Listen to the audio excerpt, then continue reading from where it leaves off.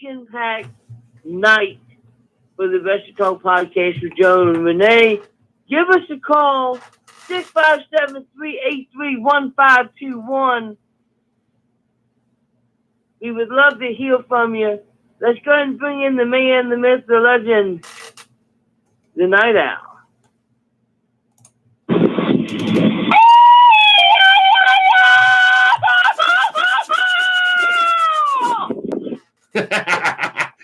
¿Qué pasa, loyal members of the Wrestle Talk family? That's right. Welcome back to the Wrestle Talk podcast, episode 263. We got a hell of a show lined up for you guys. You already heard Jonesy tell it, man. We have MLW's very own Aria Blake that's going to be joining us on the show. And on top of that, man, we got the boss, Jerry Bostic, from World Class Revolution that's going to be joining us. Both of them have a lot of interesting stuff going on, but so do we here on the Wrestle Talk podcast, man. We got some awesome stuff going down. And Jonesy, I'll tell you what, man, this is going to be a very, very big show because, of course, we go through and try to entertain the listeners of the Wrestle Talk podcast. We're also going to pay homage throughout the show to the date that we are actually in today. And that is, like you said, brother, September 11th. Okay. I remember, and we encourage any of you guys to call in and share any of your September 11th stories. I can just tell you mine was brief. I was in the locker room in 10th grade in high school, and the coach had a TV inside his office, which was pretty much surrounded by all glass. And I remember seeing it, and I was like, yo, coach is in there watching a movie. So we got dismissed and went to the second class that I had that day, which is second period, and the TV was on there as well. And I was like, dope, we're going to get to watch a movie today. But I was like, yo, it's the same thing that was on over at in the coach's office. And then the TV was turned off, and then it was explained to us that we were in the middle of an emergency as a country. And then the coach came in and was like, yeah, here's the latest, and kind of filled us all in. Obviously, we were all overwhelmed by what was happening. But I can tell you, man, everybody who's anybody of age remembers where they were that day. So we're going to encourage you guys to call in, show support, share your stories. But, of course, we're going to keep it, you know what I'm saying, like revolved around pro wrestling because this is a pro wrestling show. So we want to encourage you guys to dial that number, baby. That's 657-383-1521. Again, that's 657-383-1521. We want you guys to play a big part in today's show because it's going to be a good one. Jonesy, are you ready for today's show, baby? Because I heard that intro, baby, and you sound like you're ready to me. Is that a no? Am I going to – yeah. I'm going to go ahead and assume Jonesy already fell asleep on me.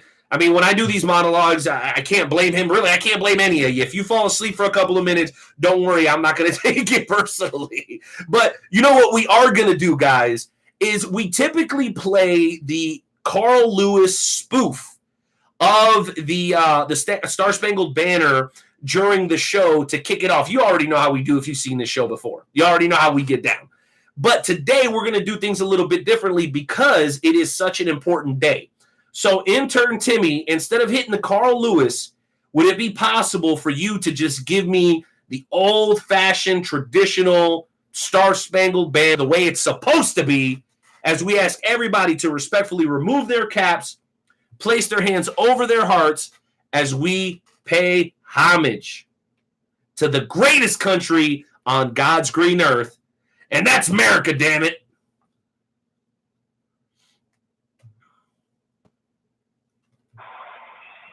Oh, can you see by the dawn's early light what the proudly we had at the twilight that's leaving, whose thoughts rise and bright side through the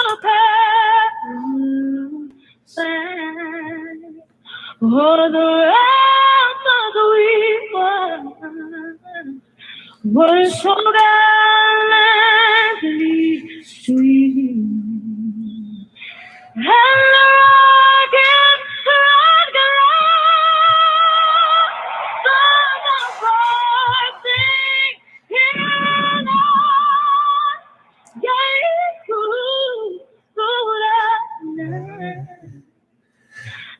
of land was still there. Oh, silence, that's something low. The light and way. More than love, all the breeze. In the heart of the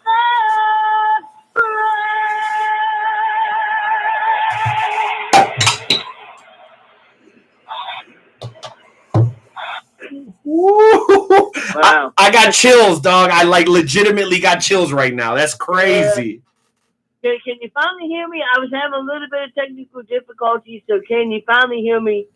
Well, hey, listen, I'm already getting feedback from the Wrestle Talk family, Jonesy, and according to the fine folks watching us live right now, it sounds like you had yourself a pretty hefty meal before the show today, and everybody thought you fell asleep on us. So I'm glad to hear that's not actually. No, I did not fall asleep, but I did go to my favorite Mexican restaurant. I got myself a chicken quesadilla, got myself some arroz con pollo, which is chicken and the Mexican rice and the cheese sauce, and now I'm drinking myself a Corona. So, ladies and gentlemen, I'm just sitting here feeling like.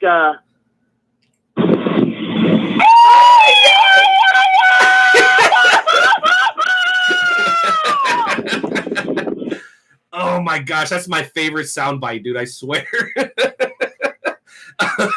Oh man, well listen, Jonesy, I know we got a lot to get into. One of my friends watching either on the YouTube live stream or on the Facebook, go ahead and type out that number because it is 657-383-1521. And you know what? I'm gonna kind of make sure that everybody's aware of this. Like, if you want to come on the show and you're not scheduled to be on the show, whether you're a promoter or a wrestler, that's fine, but just know, like, the door is always open. If you want to jump on for 2 or 3 minutes during high spots and pimp your show or whatever it may be, please do that. If you want to come on for a full-blown interview, 25, 35 minutes, we can schedule that and make sure we have that time blocked off for you. But don't let the fact that you're not scheduled to be on the show today discourage you if you got something to say to the Wrestle Talk family. Again, guys, that's 657-383-1521. I'm sorry. The other thing, Jonesy, is I got to give some shout-outs, man. KCK Dental Professionals. Tell them the Wrestle Talk podcast sent you. Shout out to our friends over at MEW. They're back in action both in September and in November. And from what I hear through the grapevine, they're going to be having some real Midwest legends on their show before the end of the year. Trust me, you want to make sure you know what Midwest Elite Wrestling is doing. Thank you guys for supporting us. As always, man, one of our oldest and most loyal supporters, the Conspiracy Farm with Jeff Wilson and Pat Miletich, the UFC Hall of Famer, man. Anything we don't cover here on the Wrestle Talk podcast, trust me, they're going to cover it. Conspiracy theories, weather, what's going on in the government, what's not going on in the government, that's your one-stop shop. Make sure you guys show them some love. I also want to give a special shout-out to another sponsor, Wrath Bums Engraven. And the reason we love Wrath Bums Engraven is because they make these amazing Wrestle Talk podcast mugs possible, okay? $15 for the mug, plus shipping. And if you want to customize with your name on it, like the one you're seeing on your screen right now, just let us know. It's only $5 more, man. Only $5 more. So thank you to all our wonderful sponsors. And then, of course, we got to give a shout out to eSports, who always shows us love. Our friends over at Talking Dynasty, the one-stop shop for all Chiefs fans that want to talk nothing but football, Kansas City Chiefs football. That is the place to go. Check out my man Adam Frex over at Talking Dynasty on SoundCloud. All that said, Jonesy, I'm ready, baby. I know we got a lot of stuff to cover during high spots.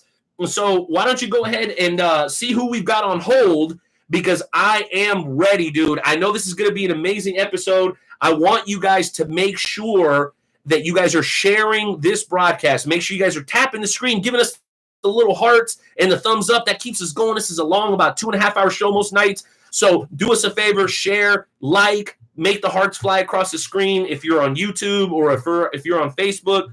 And please make sure that you do that. It really keeps us encouraged. And if you're listening to the replay, we love you just the same.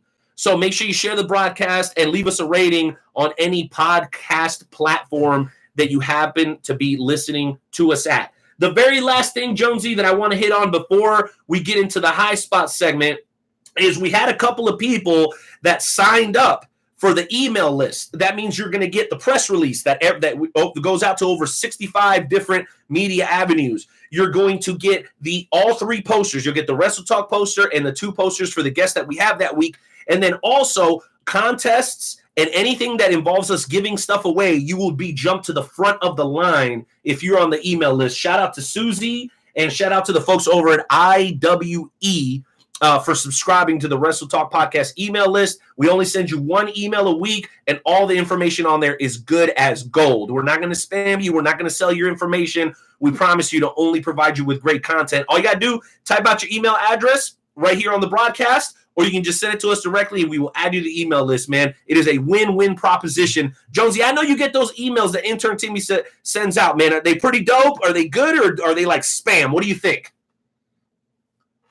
Oh yeah, they're absolutely awesome. And you know, I was gonna ask if I could join this email group, and then I'm like I always get the emails. So why would I need to join the email group? Yeah, exactly. You're already on there, bro. So you're covered. You feel what I'm saying? Real quick, we're gonna hit the music and go into high spots. Intern Tim, make sure you leave that music playing in the background real slow. It's good. Shout out to my man Brandon Anderson, man, representing real hardcore down in Cape. Jeff Wilson, Jeremy, thank you for being here. Adam, Talking Dynasty, we were just talking about you, bro. Thanks for being here. Brian Mitchell, showing love. Assad, who else? Josh is in the house. Sonny's in the house. Elman's in the house. Willie is in the house. Kyle is in the house. And he blew us a kiss. I love you too, baby. Kit Reaver is in the house. And there's like 4 or 5 other names I can't see anymore on the broadcast, guys. But thank you for being here. And thank you for sharing. It means everything to us. All that said, baby, go ahead and cue up the music because we're going to kick off tonight's edition of the High Spot segment. Earth rings. We have now taken over your radio. Hit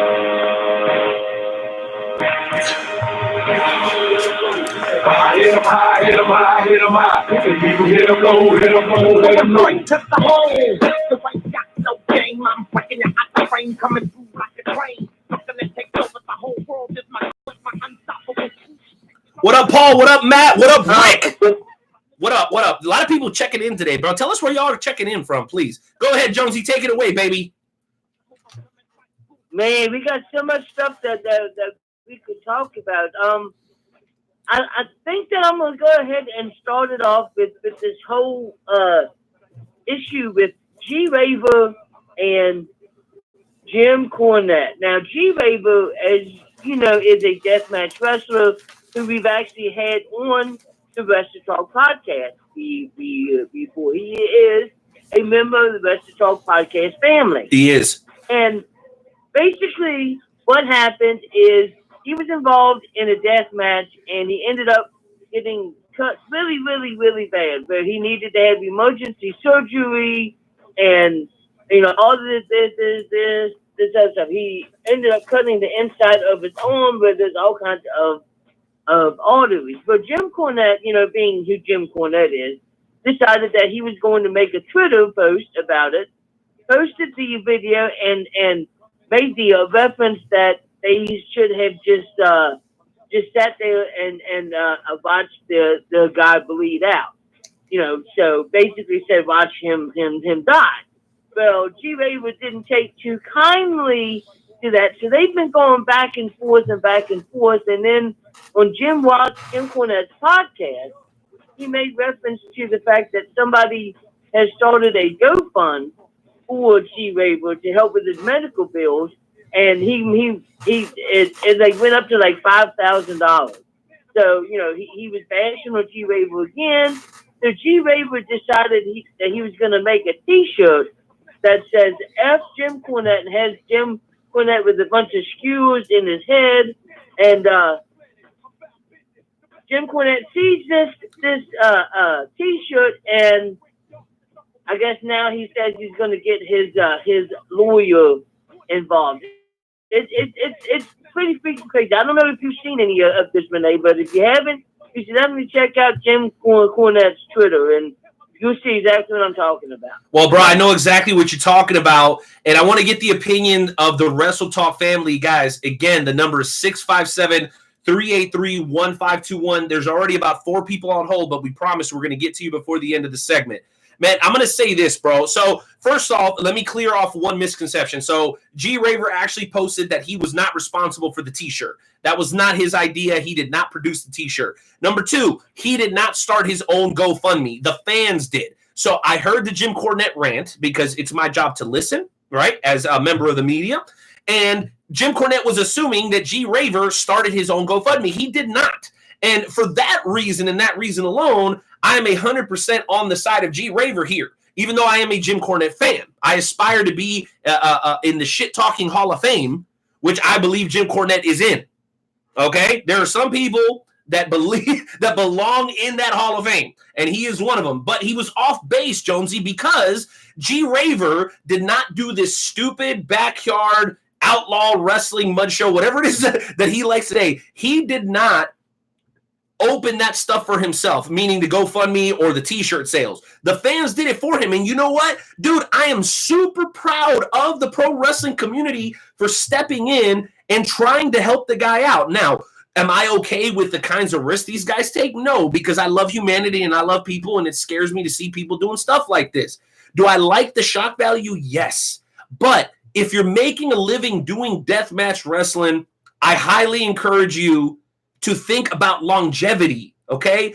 You're still going to be great. The fans are still going to love you. But the fact that you're risking your life this way, I appreciate it. And if you're doing it for the sake of the fans, I really appreciate it. But at the end of the day, man, I'd rather see you still working in 10 years, man. Work smarter, not harder, G Raver. You're a friend of the show. You're very well known and recognized, especially up in the Eastern Panhandle, bro. We want you to be around for a long time. And if you keep doing shit like this, you're not going to be around for a long time. So instead of busting out the 20-foot ladder on a bunch of light tubes, maybe do the 10-foot ladder on a table, bro. You're still going to get a pop. People are still going to love you. We just don't want you risking your life for the sake of us. And I'm speaking, when I say us, I mean as fans. Maybe I'm the only one that feels this way, but I know a lot of people in the pro wrestling business, and a lot of them are ballsy, man. You got to be a badass to be a pro wrestler. There's no question about it. But don't go out there risking your life for the sake of a pop, man. It's just not worth it. We want to see you healthy. We want to see you post-career doing good things, taking care of your family, giving other guys opportunities, maybe mentoring other dudes. But if you're in a damn wheelchair half your life, then you're not going to be able to do that. I'm just saying, I don't agree with Jim Cornette, dog, but I do agree with this. We want you guys to preserve yourselves so that you can continue to perform for a long time. That's really where I'm coming from.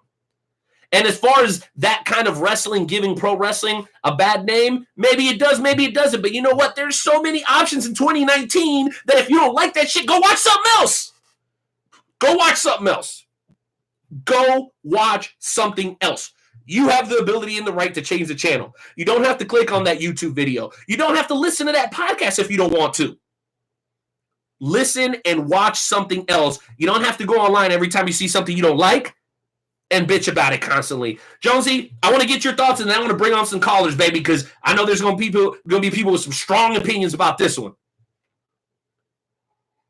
Yeah, man. I mean, I totally agree with what you're saying. I happen to love deathmatch wrestling, and there's, to me, there's certain types of deathmatch wrestling. You know, you have a deathmatch where, you know, somebody will use like barbed wire or something, and you know, maybe a couple light tubes, and that's not too bad. But then you have, you know, these other wrestlers that use, you know, panes of glass and Joey Janela, for example. Joey Janela, for I example. Got him.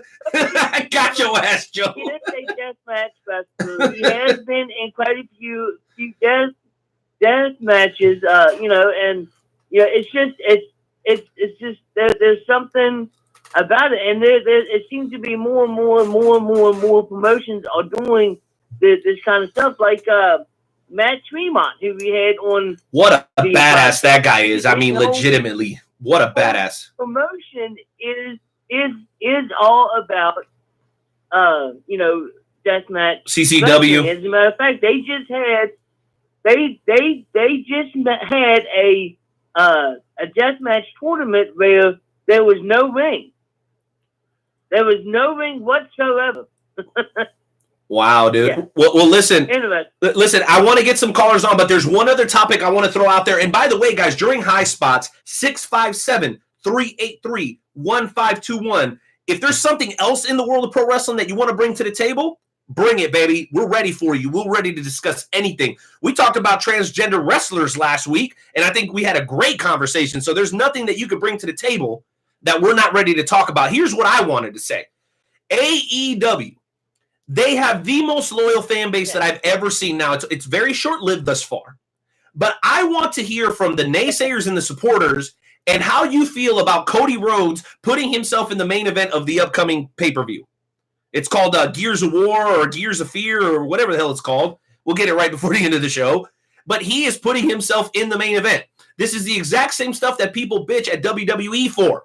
Why is Shane McMahon taking Elias's place in the King of the Ring tournament against Chad Gable? Why, that's the stuff you hear that people complain about WWE all the time. But when AEW does it, it's celebrated. Everybody freaking loves it. I want to know why. There's got to be somebody out here that knows more about wrestling than I do. So let's hear from the callers, Jonesy. Who's up first? Oh, my goodness. All right, so the first caller that we have is a man that has been on to the podcast multiple times. He's a good friend of ours. I'm talking about the one and only Jay Hollywood. What's going on, sir? Yeah, buddy. Hollywood, up to no good. Yes, sir. How we doing, family? What up? What up? What up? Man, you done hit me with so much, dude. I would differentiate Shane McMahon from Cody Rhodes because Cody Rhodes is an actual professional wrestler with the lineage he has. And honestly, whoa! Are you discrediting? Wait a minute. Are you discrediting the best in the world? Okay, so I could probably go for a little further, but what are you trying to say? You trying to say Shane McMahon isn't a real wrestler, dog? What you trying to say? I am, the dude, he's definitely had his highlights in his career. But per what you're saying, Cody Rhodes being the main event in the next AEW, show, that's definitely reminiscent of Dusty's booking, dude. You're going to put yourself over and stuff, and I can't be mad at him about that. But as far as, what you guys were talking about a little earlier, Jim Cornette, and I'm not sure about whoever you were talking about what happened. G Raver. Drop him. Hey, Jonesy, drop the story on him one more time because I know Jay Hollywood is an intellect and he's a good mind pretty much in any topic. So go ahead and drop the scenario one more time and let's hear what Jay Hollywood's got to say about it. All right. So here is the scenario. G Raver is a deathmatch wrestler. They were doing the show in Chicago and something went wrong in one of the spots and he ended up slicing the inside of his arm like really, really, really badly, and had big to go time and get emergency surgery. And Jim Cornette decided to post the video on Twitter and talked about how the fans should have just sat there and just let him bleed out. And it was a joke. I imagine that was a joke. No, of course, but honestly, okay. Honestly, I don't even mean to cut you off, Nightmare, but I almost don't even need the whole story. So, he got hurt. Was it a high spot? Was it an accident, or was it like a high spot he was trying to do and wound up getting hurt? Yeah. They did a spot where he was trying to do. They had two ladders set up, and they were trying to do like a brain buster off of the ladder through like light tubes, and he was trying to use the paint that step stool thing that you put paint on, and he was trying to brace himself on it, and it gave, and when it gave, all the weight came crashing down on like all these light tubes, and it ended up slicing his arm, and so he went on. So Jim Cornette went on Twitter and said this, and then they went back and forth, and then a couple fans started a GoFundMe, and they raised like over $5,000 to help when G-Ray was medical bills. Right. The gym. Well, I don't want to. Obviously, I don't want to keep too much of your time, and I'm sorry, Nightmare, because I feel exactly what you're saying. Something occurred, but we've had this same conversation on this program with me and you guys have heard it from Jim Cornette and so many of the other old school cats. Man, I'm old school, and I know kayfabe is dead, and you can't put the toothpaste back in the bottle, but so much of these high spot fests, Jim Ross says it. So many old school cats say it. It's an overcompensation for the lack of being able to work and the lack of having psychology in the world of professional wrestling. And I know it's changed now, and I may be speaking completely out of turn, and your generation of professional wrestling fans love that shit. This all began with your ECW, your hardcore, your necro butchers, going through, fluorescent light tubes, et cetera, et cetera. In my humble opinion, this is due to the lack of ability. It's an overcompensation, man, for really being able to do the psychology of wrestling. You're going back to your Johnny Valentines, your Jake the Snake. I can't make you think wrestling is real, but I can make you think I'm real. But nobody puts so much energy into that because it's all about. So Jay Hollywood. Okay, because again, you're right. We have had this conversation before. So let me add another layer to the onion here as I do my best Shrek impression. Okay, so let's get to the heart of the matter. Is it bad for wrestling in the public eye to have guys doing shit like this? And is Jim Cornette wrong for calling this guy an idiot, for saying that they should have just let him bleed out on the floor? Because he accused them of taking advantage of the situation and asking for money from the fans, which he didn't ask for. He made accusations and said, now you're expecting the fans to pay for your idiocy, and that's not true. It's not true. No, and I get that. But Jim is more snapping on the standpoint of, I think, what is his name? The dick flip guy? Joey Ryan. That's why I love it. And I mean, I feel for Jim, dude, but he's going to wind up giving himself an aneurysm trying to put the toothpaste back in the bottle. What you just said about it's not professional wrestling anymore. It is sports entertainment, up and down. What we see anymore has so very little to do with professional wrestling, whether it's even the local wrestling of St. Louis where the guys wrestle and then they come out with their bag and walk around with the fans and drink beer. Like Wahoo McDaniels and these guys would be turning over in their grave. Again, kayfabe is gone, and the paradigm has shifted, and the way you guys roll with professional wrestling is different now. So, I mean, we're almost comparing apples and oranges. And I'm with Jim Cornette as far we bemoan that old shit when less was more. But, so is there room for it, Jay Hollywood? 30 years now where Vince let the cat out of the bag and let everybody know that it is sports entertainment. So, I mean, it's almost, the wrestling game has changed. You guys want different shit. You don't want, when I say you guys, the wrestling fan doesn't want real professional wrestling shit anymore. They want high spots. They want going through fluorescent tubes. And this has been going on for quite a while. I mean, so does it do a disservice to the sport? Cornette, man. Does it? There's no more spectacle of a sport, a contest where two guys are fighting for something. Now it's just high spot after high spot after high spot, and everybody trying to get their shit in. Jay Hollywood, yes or no question, does that type of wrestling and these sorts of incidents, do they do the sport a disservice? Yes or no? Yes, but like I'm saying, it doesn't. The sport has died.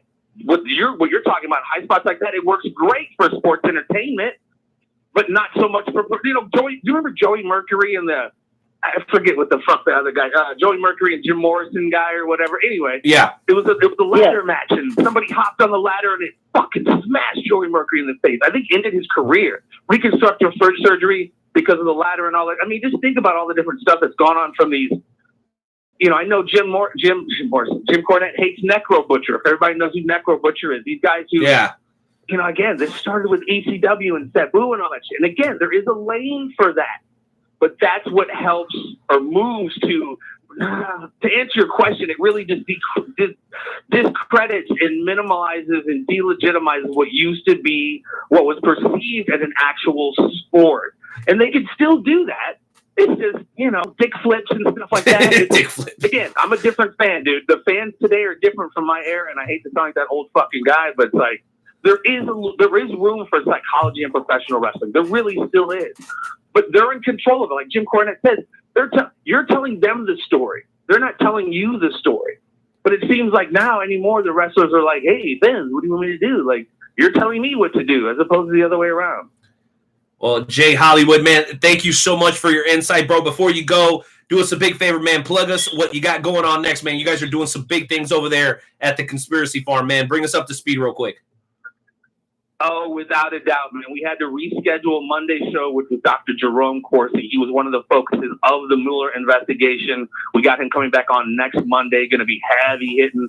Last night, it's up now. We had a great conversation with Ryan Dawson on 9/11 Epstein. Shit, if you want your one-stop shop for what happened on 9/11, what's going on with Epstein, and we even teased a little JFK, check out the latest episode of the Conspiracy Farm, conspiracyfarm.com, SoundCloud, iTunes, YouTube. We bring the pain. As always, man, love you guys like Midnight Love the Moon. I've been working a lot, so I haven't been able to chime in as much, but I've been loosened up my schedule a little bit lately. Been able to peep you guys out.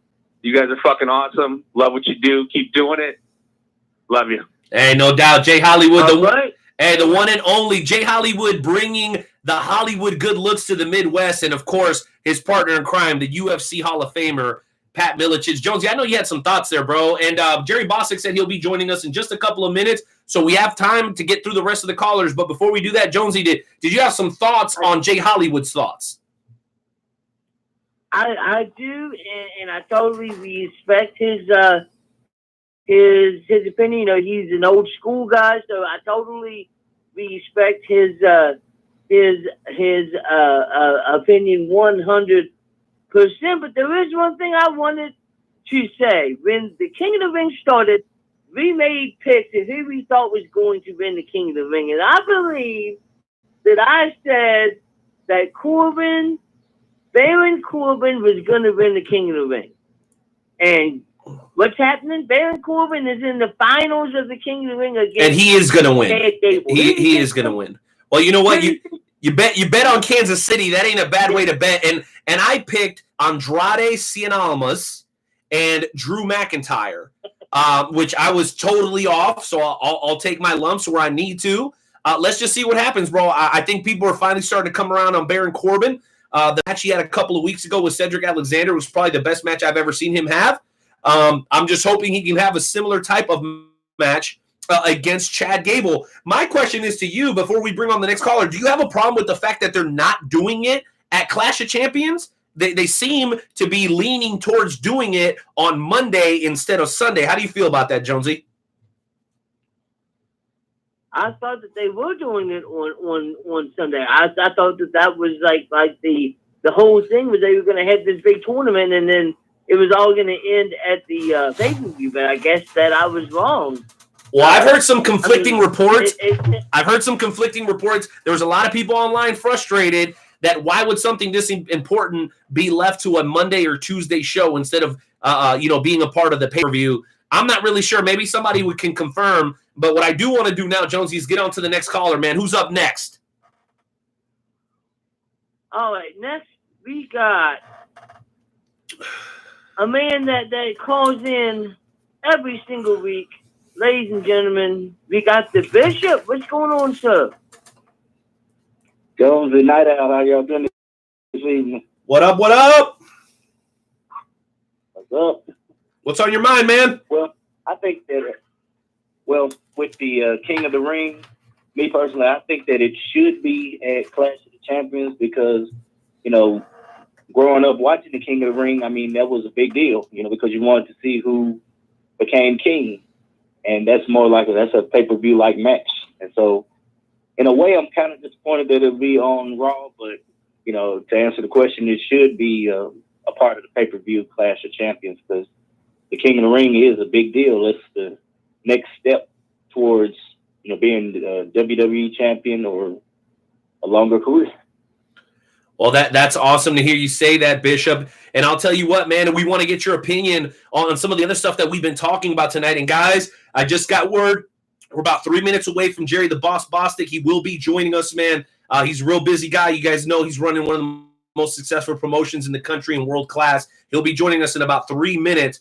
But Bishop, I also wanted to ask, I know that you've been keeping tabs on AEW as well. We mentioned it a little bit earlier. How do you feel about Cody putting himself in the main event of the upcoming pay-per-view? I know that this is something that the fans have complained about with the WWE. Do you have any problem with it? Well, I mean, not really. I mean, because Cody is yes, he's the owner of AEW, but he's also a competitor. You know, so he's, in a way, it's kind of like what his dad used to do. You know, Dusty used to wrestle, and he would also be on the booking committee, as I've heard. But I don't really see it as a problem because he's an actual wrestler. Well, you know what? And I'm with you. I'm with you for this reason, Bishop, because so far from what I've seen with AEW, he is the most consistent high-level performer that they have on the card. Last thing before you go, you heard what we were talking about a little bit earlier, G Raver coming off, getting injured, getting the big cut under his arm. How do you feel about deathmatch wrestling, man? Is there a place for it in sports entertainment / professional wrestling, or do you think that it in some ways gives the sport a bad name? What are your thoughts on that, Bishop? I don't think it gives it a bad name because, you know, going back to the past, you know, we grew up watching ECW, and I don't know. It's kind of like nowadays, you know, with everything being so politically correct and everyone getting upset about everything, who knows? But I don't see a problem with it because I don't think it hurts the professional wrestling. You know, it makes it more interesting, you know, because you have different options. You have AEW, you can watch WWE, or, you know, any other forms of wrestling. Well, you know what, Bishop? I definitely appreciate your insight. I know we're going to hear from you a little bit later during the FWWC segment. But, Jonesy, the time has come for our first featured guest of the evening, and I could not be more excited to be introducing this man. But before we do, I want to make sure you guys know that have been on hold since the beginning. We are going to be getting to you. We want to talk about all the topics that we touched on earlier on in the show, and then we're also going to let you guys do your thing for the FWWC segment in the second hour. But before we get to Jerry, I want to remind everybody, guys, the Wrestle Talk Podcast mugs are on sale right now over at WrestleTalkPodcast.com. They're beautiful. They are bar quality. This is top flight glass. It'll last you a lifetime if you take care of it. It's only $15. And if you want to have your name engraved on it, customized, it's only an additional $5. So $20 plus shipping. We'll get it to you. We'll get it to you quick. And trust me, you will love it. And they're great for like root beer floats, ice cream, and whatever else that you want to put in these things. So if you're not a beer drinker, don't feel bad. You can still get your very own Wrestle Talk Podcast mug. All that said, Jonesy, I think it's time to introduce our first featured guest of the evening, man. Do we have some music that we're going to play for this gentleman or not? Yes, we do. All right. So, intern Timmy, cue up that music because we are now going to be joined by the founder of World Class Revolution.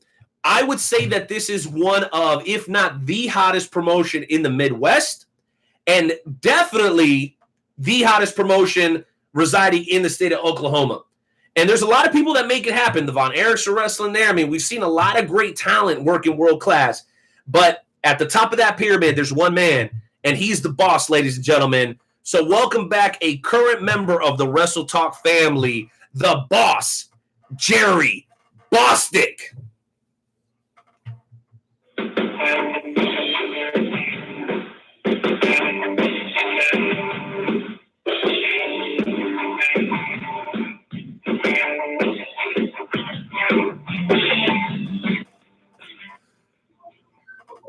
Mr. Bostic, guys, what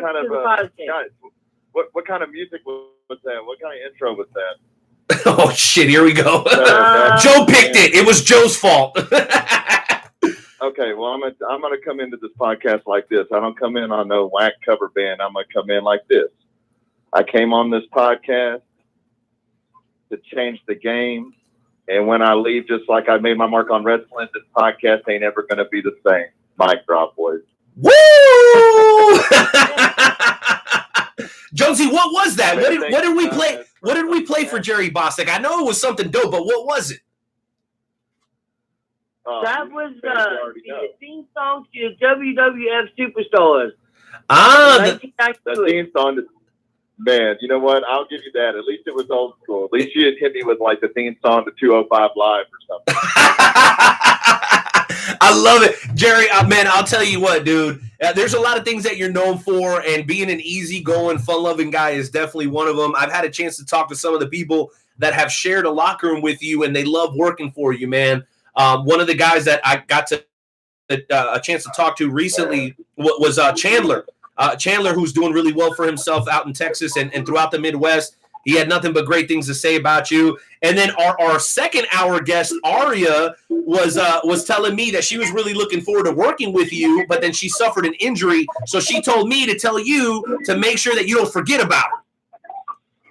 Oh, man. Actually, yeah, man, we were looking forward to having Aria. I think her and Selena, for people that don't watch MLW, you definitely should. I think it's important to support all kinds of wrestling, even WWF. And so, yeah, I did that. But, Selena and Aria, they're both great female talents. Female wrestling is better than it's ever been. Agreed. And I think, if you're a fan of the sport, man, like, you got to be excited for where it's at right now. And, there's some things that worry me about wrestling, but that's not one of them. I think women's wrestling is on the upswing. I think the females in wrestling right now, they don't only look wonderful, but they're performing wonderful. That's amazing. Well, there's no doubt about it, boss. And when you talk about supporting all professional wrestling promotions, that's not just lip service. That's not just you playing politics in a suit. Which, by the way, you look great in a suit, brother. But the reason that I say that, man, thanks, man, I appreciate it. No doubt about it, man. And no homo, I could compliment another man with a couple of gray hairs in his hair that can still hold it down. So props to you. But I'll tell you what, brother, you look like $1 million, and there's a reason that you continue to do big business. So when you and I had an opportunity to speak earlier this week, I was like, hey, Jerry, it's been a while. We didn't talk to you since early 2018. Let's get something going. And you're like, nah, screw that. Get me on as soon as possible. I got shit I got to say. And one of the things that you mentioned to me was your partnership with Impact Wrestling, who is like ascending tremendously. And for many, many moons, I was the guy that was like, look, I don't got any problem with Impact. I just got so much shit on my wrestling calendar that I just don't have time. Now I've been forced to have time for Impact because they are, pun intended, they're making a huge impact. So tell me about that partnership, man, and why you're so excited about it. Hey, is this podcast PG or not? Bro, you're the boss. You can do whatever the hell you want on these airwaves, brother. Whatever you feel comfortable doing, bro. It's good with us. Whatever I want to say. Yes, sir. I'll tell you what. Whenever you brought up the politics things, I think it's an important thing to speak on. Fuck the political side of professional wrestling. Amen. You know what? Like you should be in it. You should be in it as brothers and sisters for a common goal to do for not only for the sport of professional wrestling, but for your community and for everybody that comes out to watch it. If you want to go around and you want to dump on people's product, or you wish them to go out of business, or somebody goes viral off a move that people are over there like crapping on and stuff, shame on you as a worker, shame on you as a fan, shame on you as a promoter. You should be happy for your people on the come up. And to see anything otherwise is disgusting. As far as I'm concerned, you can just get the fuck out of wrestling. Period. That negativity has no more room. I couldn't agree more. There's no room for it. Now, speaking of that negativity, Jerry, there was something that I did want to ask you about, because about 6 to 12 months ago, you made some tremendous announcements, and I was personally very excited. I've not had a chance to make it out to a world-class show yet. I know you've been in Kansas a couple of times, and I know you're running Oklahoma and Texas as well, but you partnered up with big-name people in the entertainment and sports world. You brought Jose Canseco on board, and there was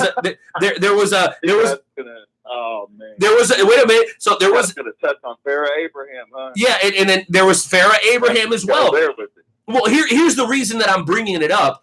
I think that in order to really make pro wrestling matter again, we have to be willing to work with people that are from outside the pro wrestling world. Vince McMahon did it 30 years ago when he brought Muhammad Ali on WrestleMania. So what you're doing isn't anything new, but it's ballsy, man. And you got a lot of criticism about stuff like that. But I, for one, was like, yo, bring as many people from the outside as possible, because you know what?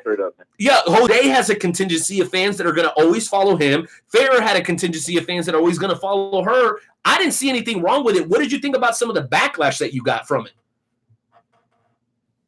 I'll tell you what's interesting about the deal. I appeared on Sirius XM Radio. We actually did an interview on. I don't know if you guys have heard of Busted Open Radio. Of course, man. Yeah, that's Mark Henry, Bubba Ray Dudley. Yeah. It was. I think that episode was Tommy Dreamer and Dave LaGreca. It was me and Iceman, and it was fantastic. I mean, he was on there talking about giving Andre Champagne and Jägermeister to ring rats while I was talking about equality and diversity.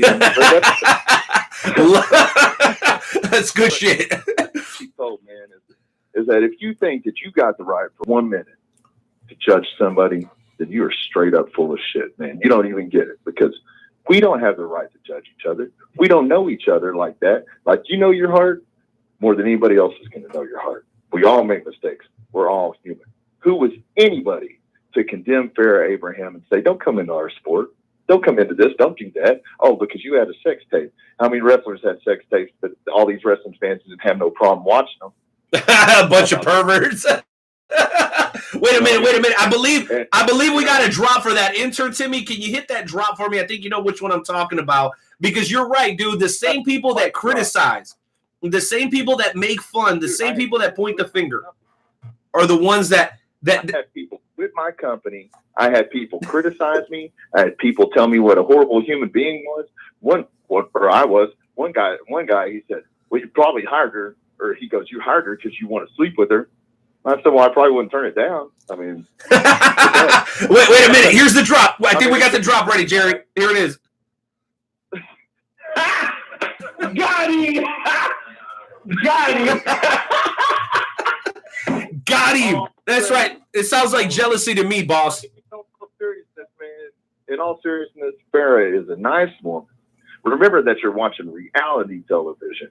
And if you're judging her off Teen Mom, then guess what? She doesn't play you like a fool. And, like you said, Renee, you think about the roots of wrestling. What made wrestling mainstream in the first place was its link to entertainment. I don't think it applies just to wrestling. I think it applies to life. Like, man, don't shortchange yourself.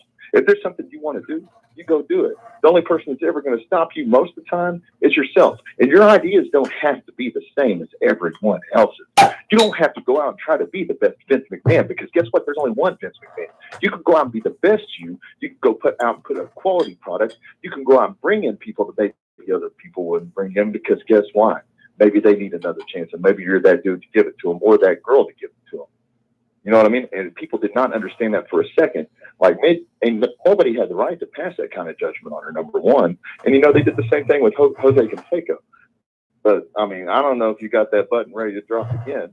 But, hey, y'all, we were in Sports Illustrated, USA Today, Maxim, the New York Post, CBS Sports, NBC Sports, International News. Now, can you please drop that noise for me? Yes, sir. Time? Yes, sir. You're the boss. You got it.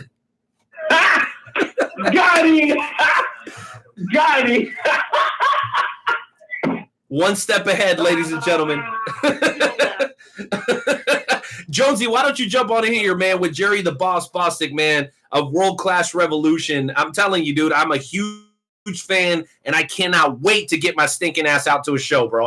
I'm dying to get out there. Bro, man, like, you guys are welcome anytime, man. I mean, I still got to check up on those credentials, but. Yeah, I know. Hey, is there a height requirement? Because if there's a height requirement. We're about to roll out our second season. Well, we're about to roll out our second season of television. We're gearing up to do some big things. I brought in Kevin Sullivan. He's going to start doing creative with us, which he's going to work hand in hand with. A fellow member of the Wrestle Talk family, Jerry. Listen, he came on. He was gracious enough to join us for episode 200, dude.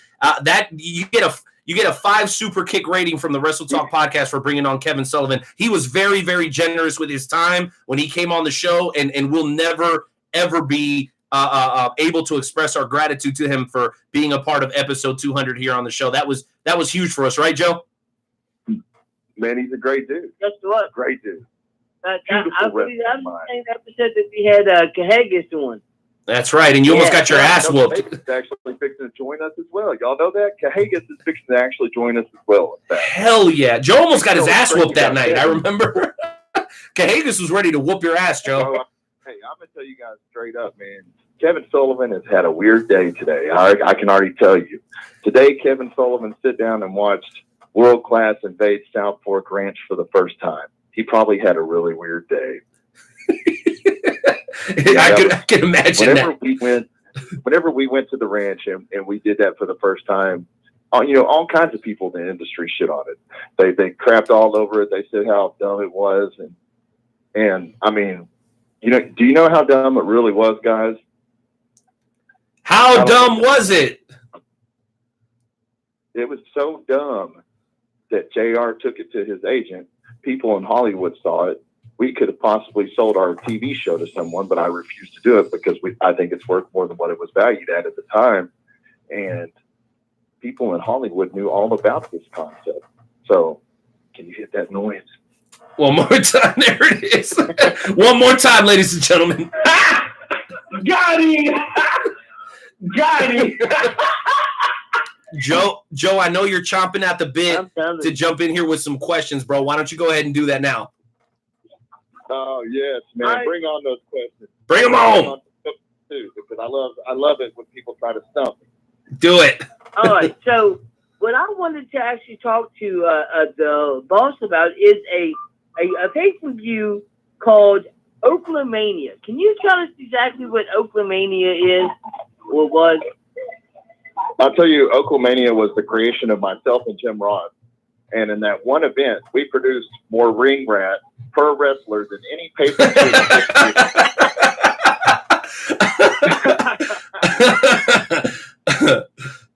I'm sorry, go ahead. Jim Ross opened doors for me that I'd never dreamed could be opened. And I'll forever be grateful to Jim Ross, JR, for doing what he did for me and for introducing me to so many people. You brought up $1 Million Man earlier. $1 Million Man was one of those people. He gave me the right when he went back to WWE to use his name anytime I wanted to further my career because he trusted me. He sat down and taught me how to write TV segments. He sat down and taught me Bill Watson's fundraising ideas. He introduced me to so many different things in the game. Jim Ross, man, to sit down and work on that event with him will be something I treasure the rest of my life. To this day, after him leaving WWE, Oaklamania is the only event he's ever put his name on like that. If you look at the poster, it says Jim Ross and the IWR present Oaklamania. And to me, man, that's like near and dear to my heart. Jim Ross is a stand-up dude. And, he's not the only one to tell me like that. Gene Okerlund, Mean Gene, like, rest in peace, man. One of the best people I've ever known. And, one day we had this meeting. It was me, Mean Gene, Raphael Morphy, who was used to be live events for WWE. Now he was JR's assistant. Now he does live events for AEW. And it was all of us and Jerry the King Lawler, Diamond Dallas Page, and I can't remember who else. I think that was it. And it kind of thinned out eventually. And then Pat Patterson joined me and Gene. It's one of the most amazing nights of my life. Just everything that's happened to me. God gave me more than I ever deserved, boys. I never deserved any of that. And I could sit there all night and listen and learn from some of the best that have ever done what we do. I think it's a shame when the newer guys, they don't know the history of wrestling. And it's like, shame on you guys. Go home, learn the history of wrestling, then come back and talk to me.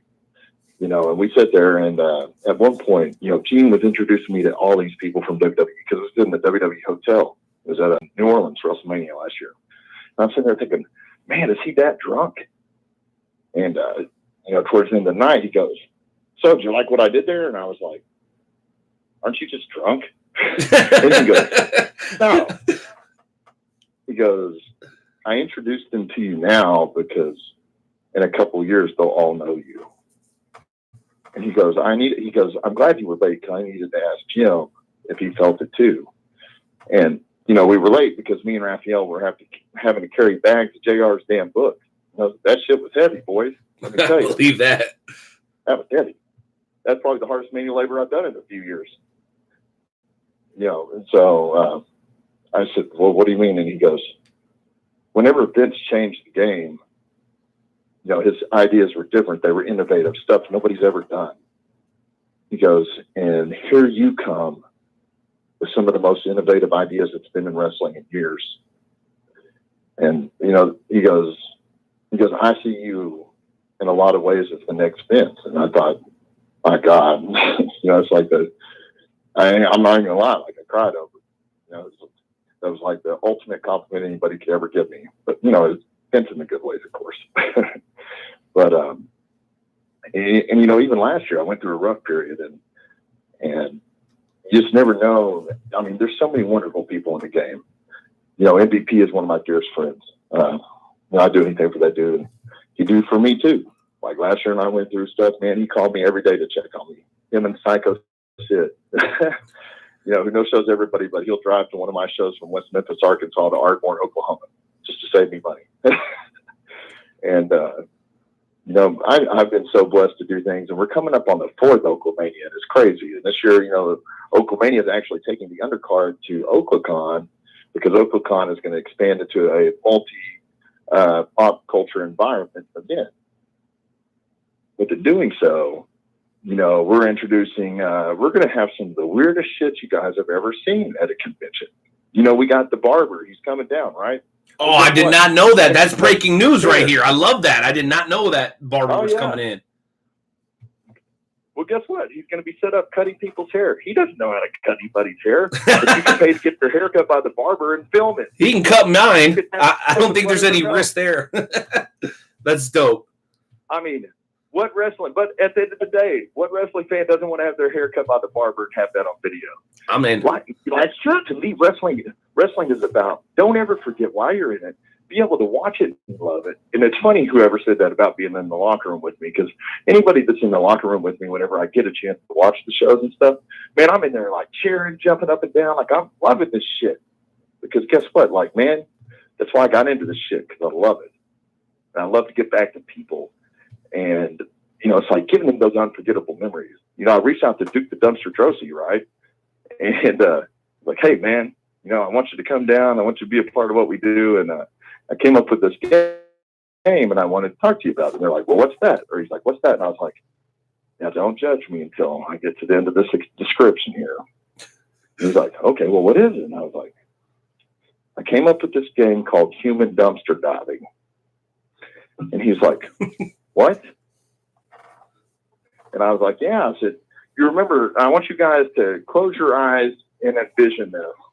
Envision playing the claw game, right?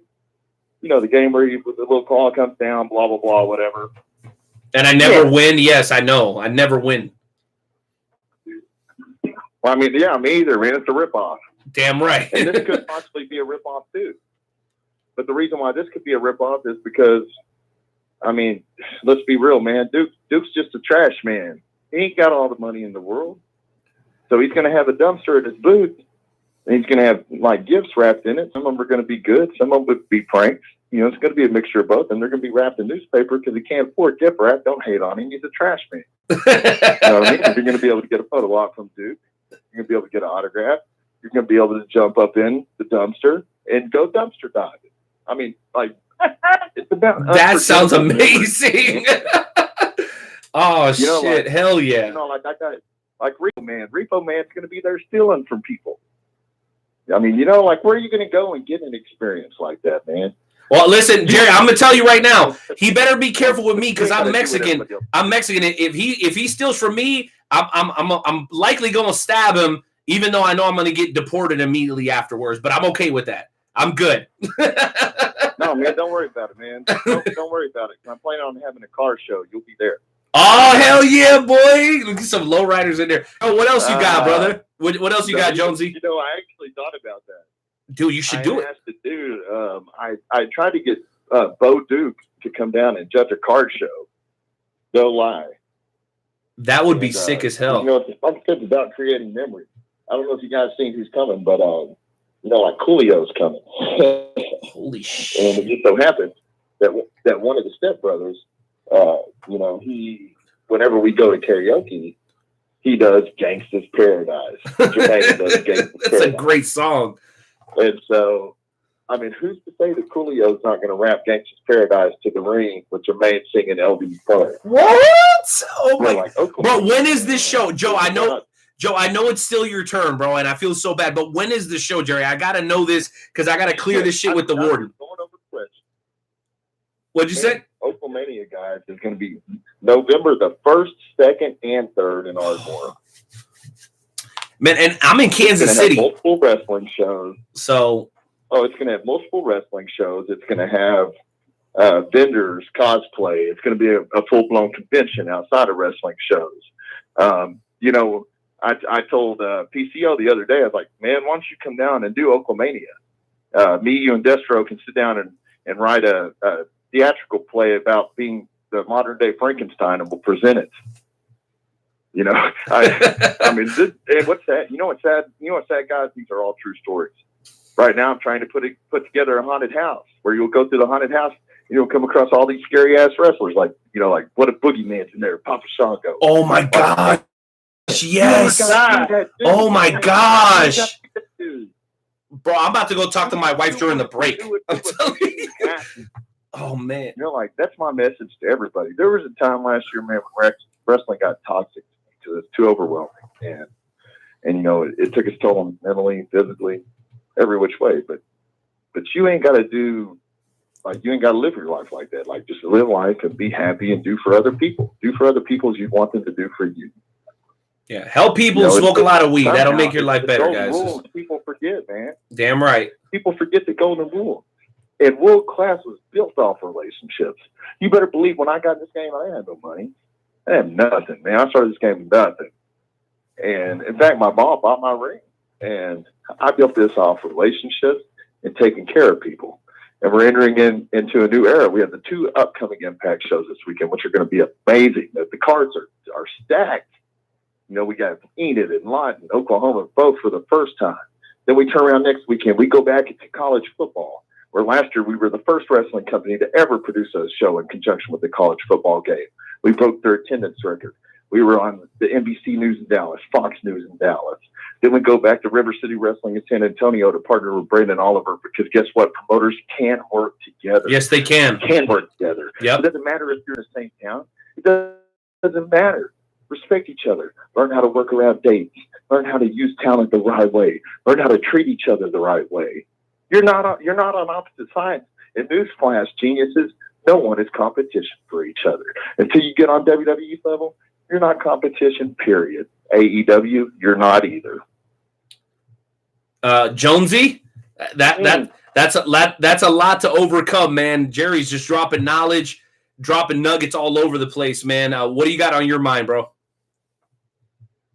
I do have a couple more questions. As I was looking through my info that I have on you, I see that you wrestled a gentleman that's around Renee's area by the name of the Great Malico. Can you tell us about wrestling Malico? Holy shit! I mean, Malico's a creative guy. You know, Keegan was trained under us, and you know, he's got a good future. He's young, you know, creative dude. You know, it's you don't come across people like that a lot. You know, I liken him a lot to Wesley Crane. Mm-hmm. Absolutely. And my last question, which I also saw that you actually had a wrestling match with a wrestler that is in the WWE now, the modern day Maharaja.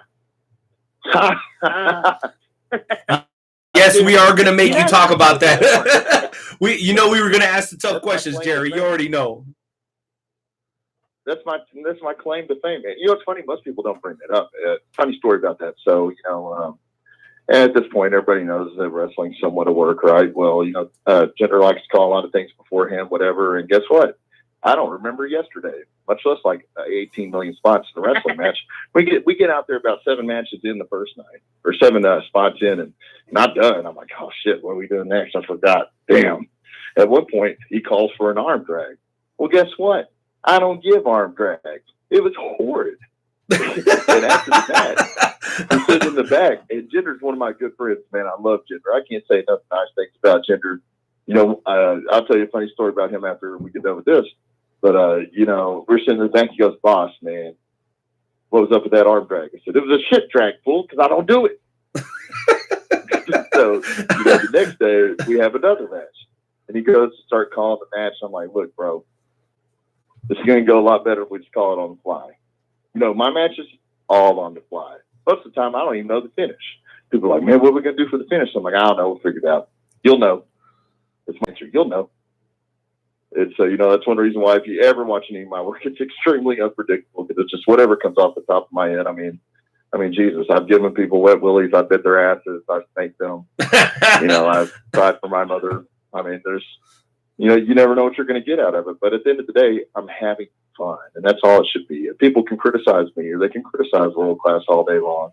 But at the end of the day, you should just want people to be happy and enjoy what they're doing. And one of my favorite gender stories, we were, I don't remember. I think it was When Worlds Collided. It was at Fire Lake Casino. We were sitting there afterwards, and there was like 5 minutes till 2. We wanted to get some beer. Well, we realized it was almost 2 o'clock in the morning, and this fool had on flip-flops in the middle of the casino, and he took off running like a track star. And somehow he made it to the convenience store and back, which was not in the casino. It was like, I don't know, probably 100 yards down from it. I was like, holy shit, bro, you're fast. Blew my mind. It's the flip-flops, just chilling with shorts and flip-flops, no shirt on, just took off running. So wait a minute. So wait a minute. So you and Jinder Mahal are at the casino. All of a sudden, he's like, yo, I'm about to go to the concession store or to the convenience store, and he takes off jetting in some Nike slides? What you gonna do? What are you talking about? It's almost 2 o'clock. What are you going to do, man? Wait a minute.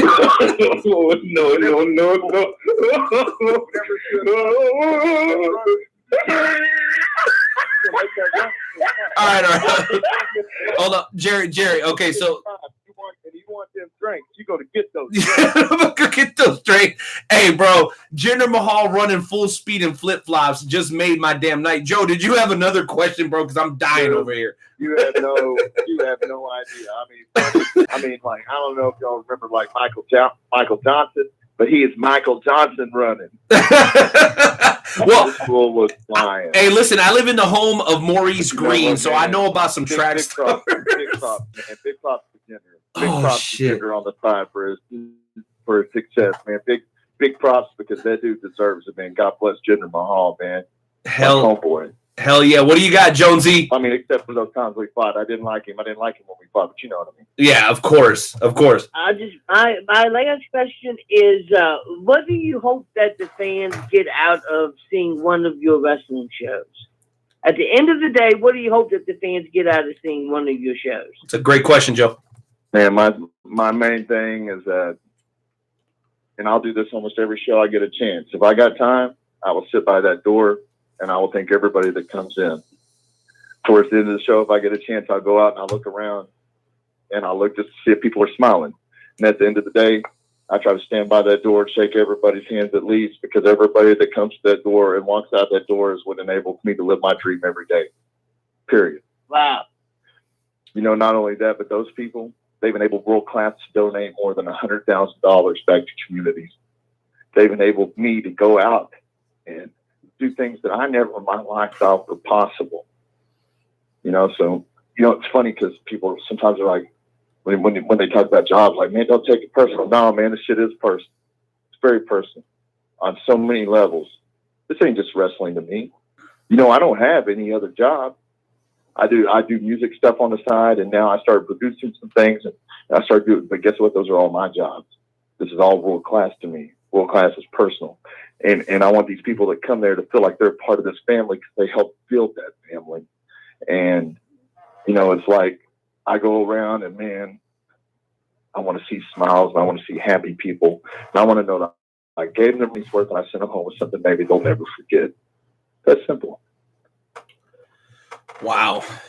Well, Jerry, I know that we went about a year and 9 months because it was last January that you joined us here on the show. Christ, man. I know, it's crazy, right? That's like, awful.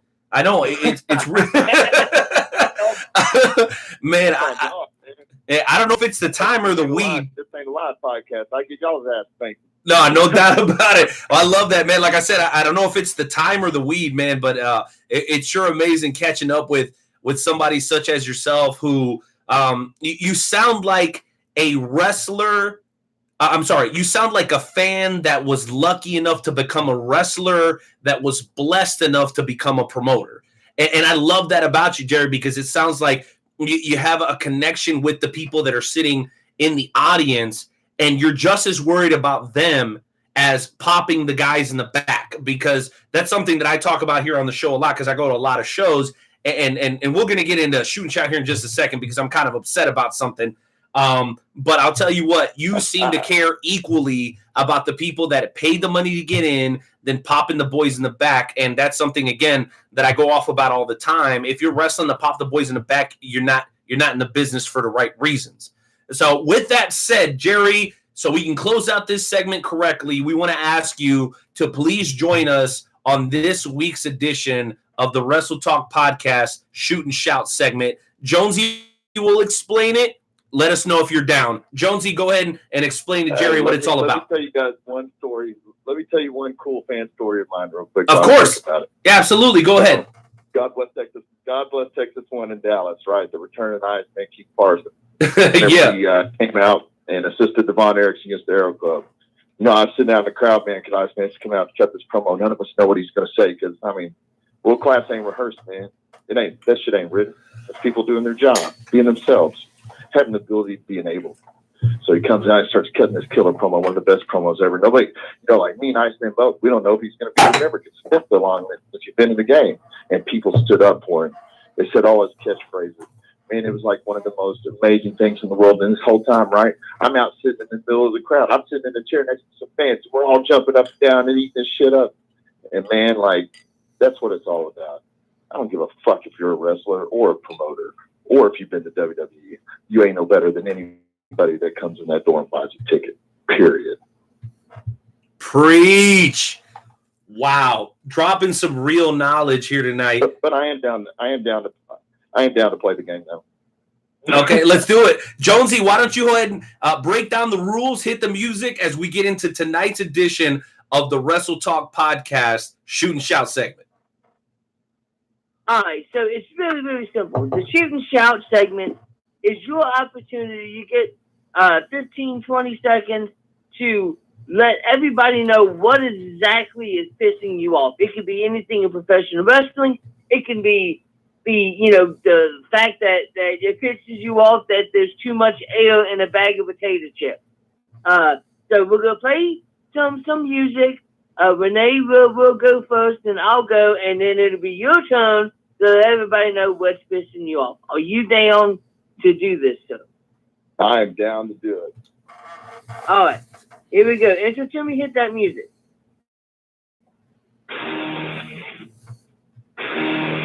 It's just one of those days where you don't want to wake up. Everybody's stuck. You don't really know why, but you want to justify. And someone's head off. You don't make contact. And if you interact, your life is on contract. You best bet it. Stay away, motherfucker. It's just one of those days.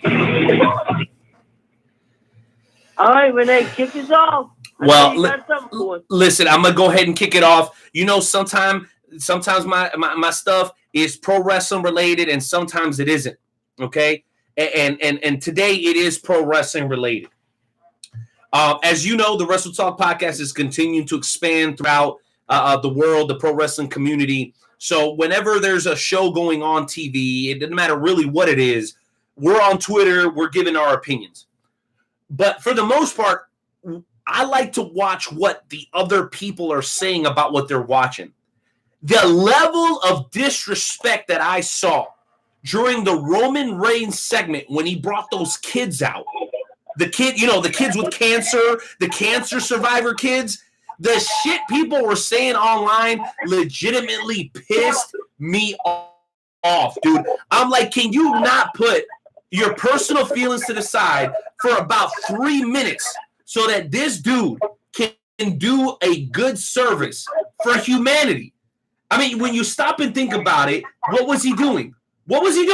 He was talking about cancer, something that he personally has dealt with before, something that he can relate to, something that affects so many people in this country. And some of the comments that I was seeing people say and post on Twitter and Instagram, they just really pissed me off. Because I go, you know what, dude? this is pro wrestling. This is entertainment. But we all have this relatability as human beings. We all suffer. We all cry. You heard even Jerry the Boss Bostic talk about when he had an opportunity to go through an experience, he cried because it was so big for him. We're all human beings. We're all God's children, and we all feel that pain and that pressure and that anxiety. And the fact that some of these people couldn't put that shit to the side for 3 minutes to let this man come out here with some kids that survived cancer, it just drove me crazy, bro. I turned that shit off, and I was like, you know what? I'm done for today. I'm not tweeting. I'm not retweeting. I'm not saying or doing nothing. It just pissed me off. And maybe it's because I'm 35 years old now, Jerry, but I just got to a point where I was like, man, this shit is pissing me off right now. So when you said that the wrestling became too toxic for you last year, bro, I completely relate. And it legitimately pissed me off because I was like, yo, how deep have people gone into the rabbit hole that they don't realize this is just entertainment and there's real life going on outside of it? It just drove me crazy, man, and I'm really passionate about it. I'm not a cancer survivor, nothing crazy like that, even though I have friends that are dealing with it. Shout out to my man DJ of Journey Pro Wrestling. And the bottom line is, man, you got to put that stuff to the side every once in a while and just be grateful that you're not the one that's on stage as a cancer survivor, man. That's my shooting shot for tonight. Jonesy, what do you got for us tonight, brother? Well, I don't know how I'm going to be able to follow that one. I should have had to go last, but yeah, I would have to say that my shooting shout is nothing that has to do with pro wrestling. Mine has to do with going to music concerts. I look up music concerts all the time on YouTube, and you know what I see most of the time? I see people with their cameras, their phones, watching a concert through a phone.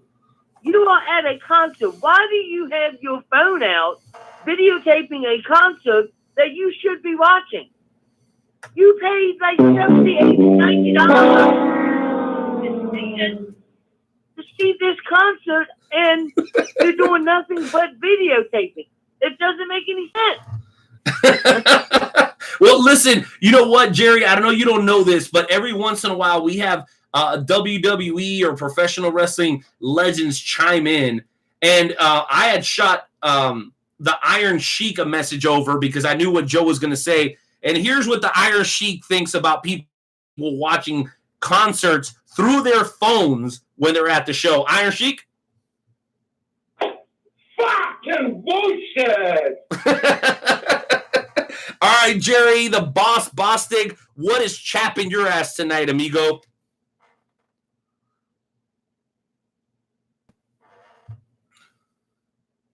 Hold on a second, guys. Jerry, we lost you there for a second, man. Yeah. What is chapping your ass tonight, brother? I didn't appreciate the WWE segment with the cancer kids either. Just I love giving back and I love charity, but it's got to be for the right reasons. Connor's cure was, that wouldn't even be around if it wasn't for Justin Roberts to give my boy his props. Other than that, man, I try not to stay upset about anything. I mean, you're going to be done wrong by people. You're going to see things that don't make you happy, but at the end of the day, holding grudges to be man don't do you no good. You can find plenty of things to be right in the world. You can spread love to others. You can do your thing. And at the end of the day, that's what you should be proud of. You should be proud of all the right you do because there's a lot of wrong in the world. And guess what? That ain't ever going to change unless we all step up and change it together. Straight up. Straight up. Jerry, I got one bonus question to ask you. And if you want to defer and say, hey, you know what, we'll talk about it down the road, that's fine. So, and I know this is probably something that everybody's wondering. How did the hiring of Justin and JR to AEW affect you guys? Are they still going to be there? And it did. Are they going to be there in a limited basis? Are they gone? How does that work out for World Class? They're under contract, and that's fine. Good for them, man. Good for wrestling. AEW, I wasn't a big fan of Double or Nothing. I thought it was probably the worst show they've had. But, that's just my opinion. Like I said, I'm not crapping on it. It just wasn't my person. I agree. But, congrats to JR. Congrats to Justin.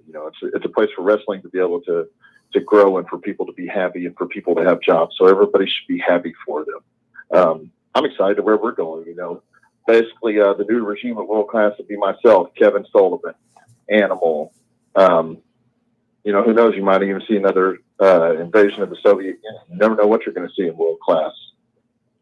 We're going to keep doing things our way. We're going to keep respecting the history of wrestling. We're going to keep giving our fans everything we got. And we're going to keep giving you some of the weirdest shit you've done ever seen. Because that's how we get down. And you can either be phony, you can either be fake, or you can even go to an institution. Or you could just be cool and hashtag join the revolution. Wait a minute. Say that one more time. Say that hashtag join the revolution just one more time for it. One more time, because I got a drop for you, Jerry, and you're from Oklahoma. You're from Oklahoma, and I know you got. I know you have a sweet tooth for Latina women. So just say it one more time for me. Trust me, you're gonna like this drop. Oh man! Basically, let's just get to the point. You can be fake, you can be phony, you can go to the institution, or you can just step up, be cool, and you can hashtag join the revolution.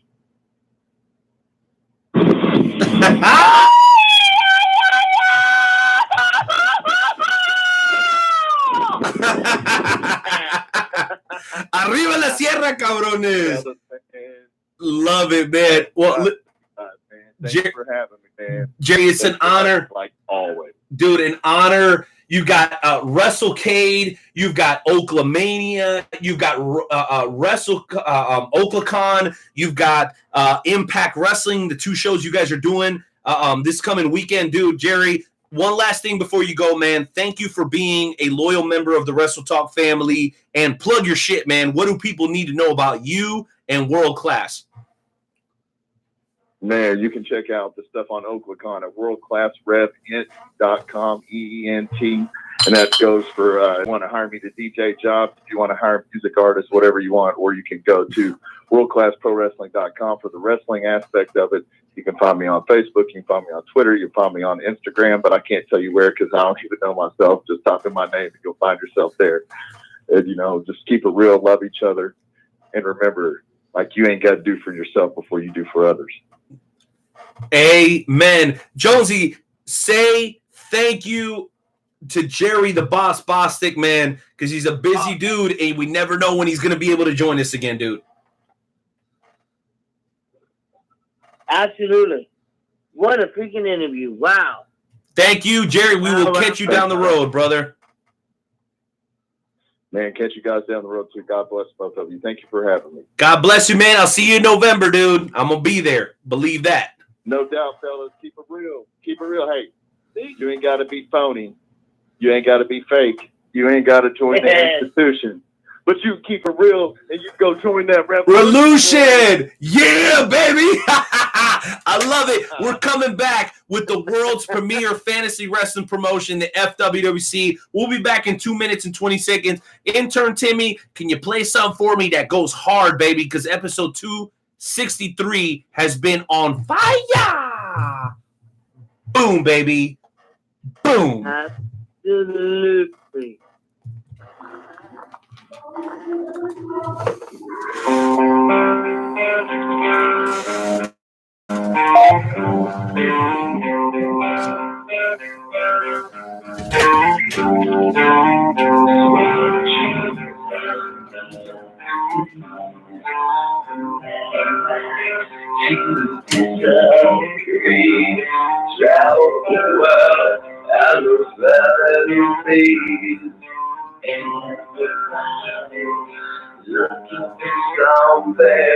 Some of them won't see you. Some of them want to get you.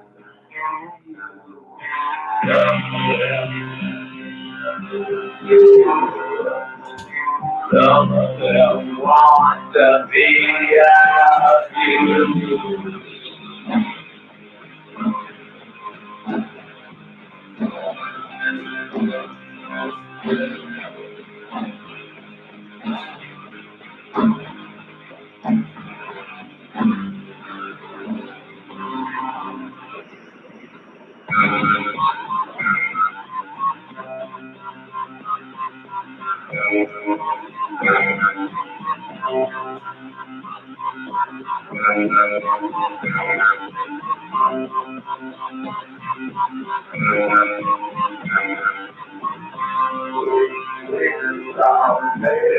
race. Who had a mind to disagree? Shall look at the 7 seas. Everybody is looking for something. Something wants to yell, yeah. Something wants to get you like you. Somebody wants to yell, yeah. Somebody wants to be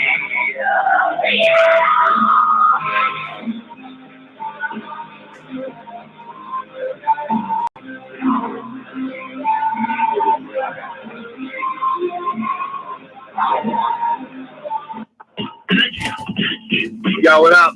Night out. Nightmare Jones. What up, Wrestle Talk fam? Do it for y'all. Check me out.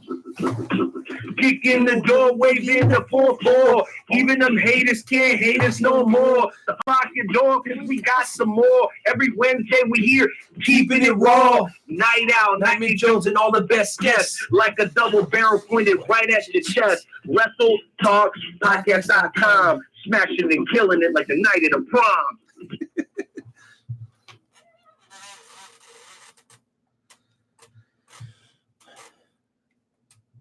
Ladies and gentlemen, we are back for episode 263 of the Wrestle Talk podcast. And let me tell you what, man, we had the opportunity to talk to Jerry the Boss Bostic, man. Such a great dude. Really seems to have an affinity and a passion and love for professional wrestling. And I think that's something that makes him relatable to fans of all levels, whether you're a worker, a promoter, or a fan. You can go, wow, Jerry the Boss Bostic, that dude loves what he's doing. And if you're in the Texas, Oklahoma, Kansas, Missouri, Arkansas, Colorado area, November 2nd, 3rd, and 4th, I believe is what he said, is Oaklamania in conjunction with OklaCon. Coolio is going to be in the house, and he named a bunch of other awesome people that are going to be there. Maybe the Boogeyman. I don't know. Maybe he said Papa Shango might be in the house. I don't know. But make sure you guys go over and check out World Class Revolution on Facebook, or you can just look up the man himself. That's Jerry Bostic on Facebook for more information on what he's got going on. That said, we're just a couple of minutes away, guys, from talking to MLW's certified badass, Aria Blake. She is, believe it or not, she is super duper tight with mega heel MJF. She's going to be joining us in just a couple of moments. But before we get there, guys, we're going to be hitting up the world's premier fantasy wrestling promotion. That's right, the FWWC, baby. Let's go ahead and do it. Who's our first caller in that intern, Timmy? All right. Uh-oh, what? First caller of the night is from Crystal Lake by the name of Voorhees. Voorhees, you're live on the show. Here we go. Now, Nightmare Jones is the one, the only Voorhees.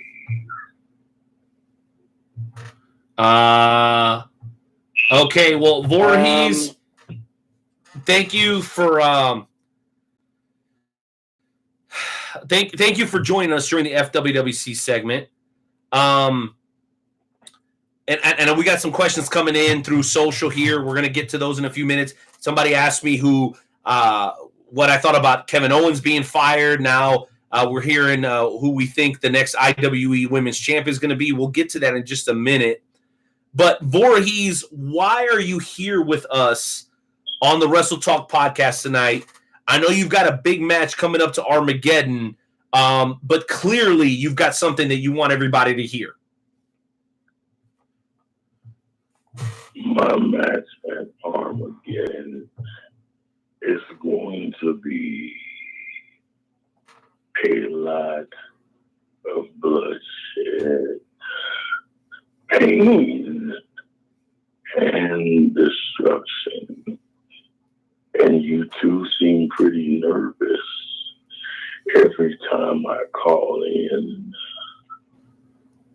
Well, Voorhees. I mean, it's not.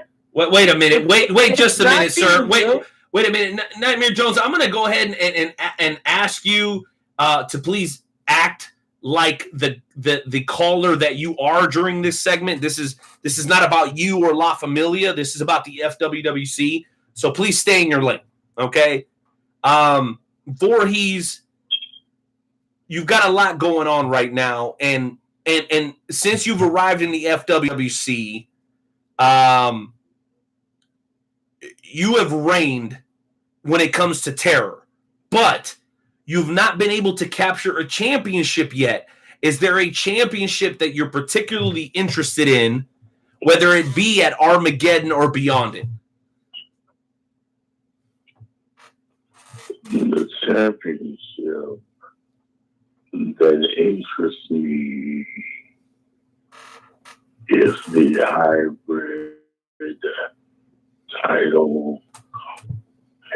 And as for that champion, he's called outta. And I will defeat him, and he will be a dead rat. Well, I believe he identifies himself as an owl, and he calls everybody else a rat. But anyway, that goes without saying. Voorhees, if I could ask you for just a moment to put some of the match stuff to the side and answer me this question.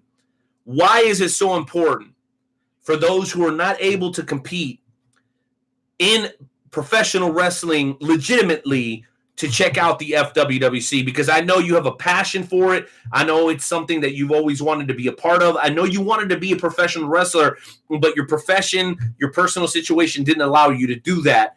Why is it so important for people to head over to WrestleTalkPodcast.com and check out the FWWC tab? The reason would be for Voorhees to see and have them check out the reign of terror that I caused in the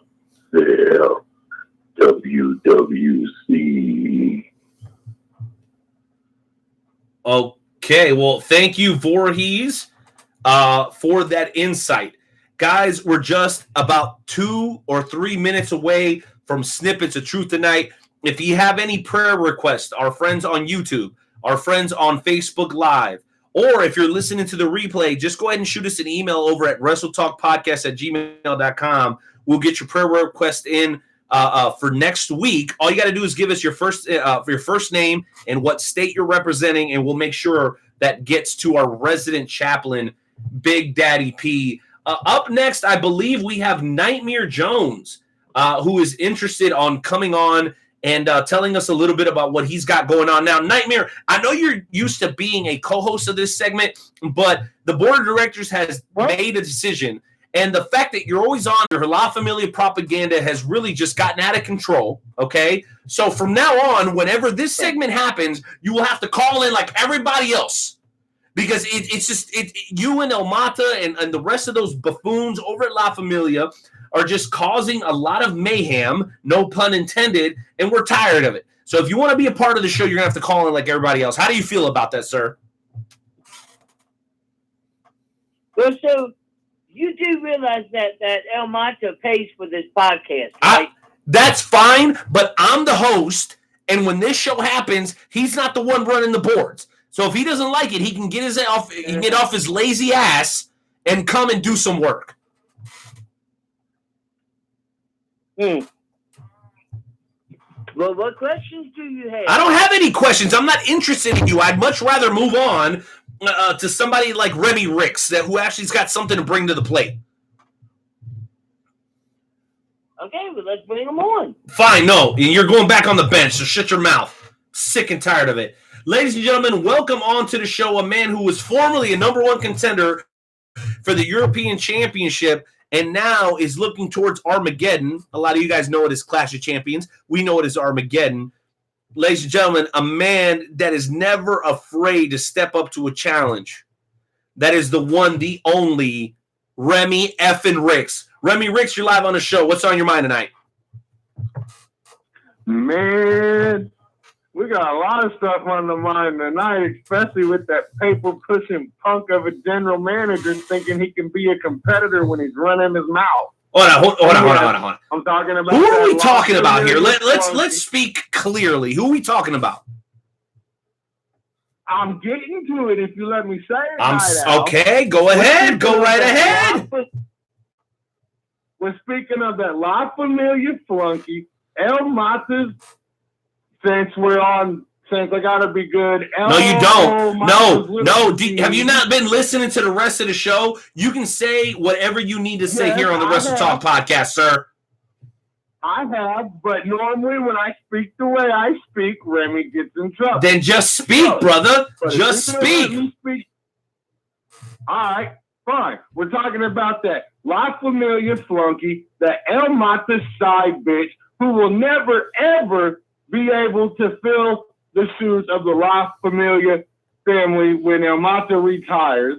He's got no point in being a leader of the group. As far as I'm concerned, Mayhem just needs to keep pushing papers and signing checks.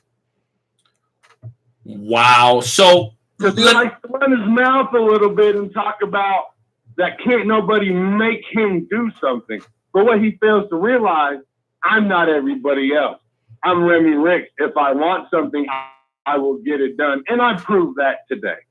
Well, what do you mean you proved that today? Be specific. Well, we're having a little conversation, me, him, and another superstar, and me being me, talking the shit that I talk.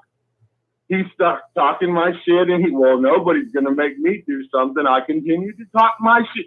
Fine, me and you one-on-one when I finally decide. Well, when you finally decide to quit being the scared, pansy-ass little punk, you know where to find me because you're my boss, and trust me, I will enjoy every single second I get to beat the hell out of my boss.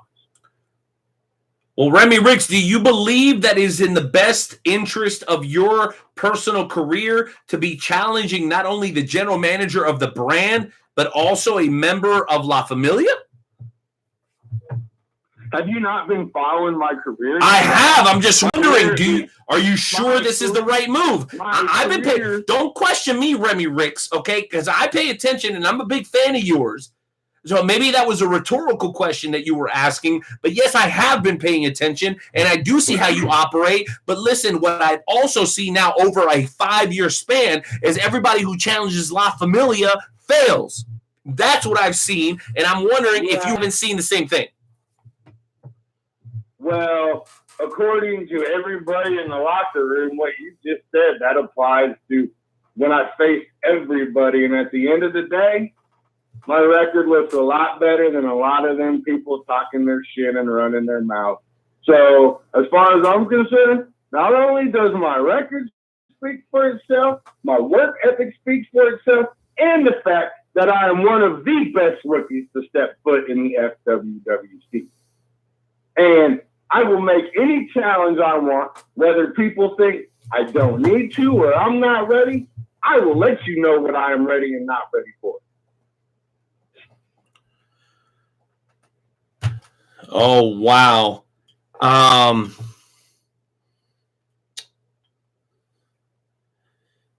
Sorry for the delay, guys. I'm getting an interview here. In a message here.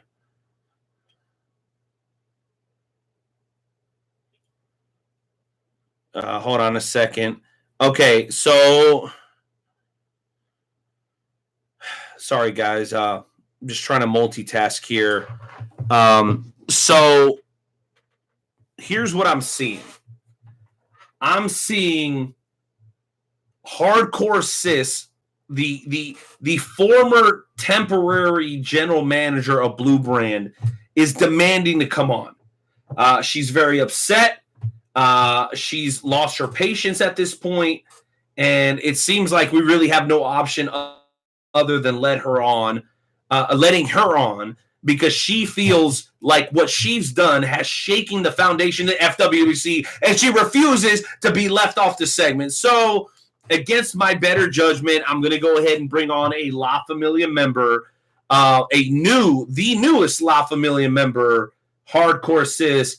Ladies and gentlemen, representing La Familia worldwide, Hardcore Sis. I cannot believe this is reality. Hardcore Sis, what's on your mind tonight? Good evening. Good evening. Good evening.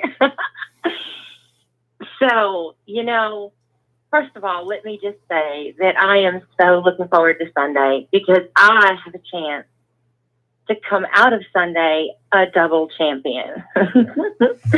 I'm going to be taking on my own La Familia brethren in Corbin Slater and that blowhard Tank Westbrook for a chance at both the IC title and the Legends title. And, well, who deserves both belts better or more than me? I certainly do deserve them better. Now, having said all that, I'm also in another match with all the ladies, and the winner gets to go to Survivor Series and take on that over-ego inflated white rabbit chick and take her belt from her. So by the end of SummerSlam, Hardcore Sis is going to be a triple champion. No, wait a minute. By the end of SummerSlam, Hardcore Sis, I hate to correct the lady. Sorry. But SummerSlam happened 3 months ago. I mean, how much weed have you been smoking in La Familia's locker room? I mean, seriously. Okay, excuse me. I made a little mistake there, and I meant to say Survivor Series. Calm down, Night Owl, really. Well, you know what, sis? You used to be one of my favorite callers, but based on what I've seen you do over the last couple of weeks, honestly, my stomach is turning right now just talking to you. Night Owl, you and I talked a couple of weeks ago when I called in about how Hardcore Sis is damned if she did and damned if she didn't. Every time Hardcore Sis does anything in this group, everybody seems to think she is worthless and she's beneath them. So when La Familia came to me and offered me the respect that no one else in this group gave me, I said, sure, why not? You know the old saying, if you can't beat them, join them. Not to mention that my own Familia was a part of La Familia, and him and I had been estranged since he joined La Familia. So when La Familia came to me, it was also a way to reconnect with my own Familia. And as for everybody being so upset about me dropping Xavier Saint, the blue team is just mad because Xavier Saint did all the work on the blue team, and now the blue team has to get up off their lazy asses and do some work to earn the points. They're not going to be able to rely on Xavier Saint to do all the work. So excuse me if I drop the only person who did the work and the rest of the team now has to pull their own weight. And as far as Curtis goes, please. Curtis is just mad because he said he knew who the new member of La Familia was, and apparently he was full of crap. But if he really knew, then when I was put in charge, he should have seen this coming. So don't play games with me. You messed with La Familia, and La Familia got you. And that's what everybody's pissed off about. No, God! No, God, please, no! No! No! No! And you know what? That soundbite basically encapsulates how I feel about this whole situation. And believe it or not, and I apologize to my Facebook Live folks, I'm actually getting another message here. Let me see here. And I know you guys are very excited about the possibility of talking to Aria Blake.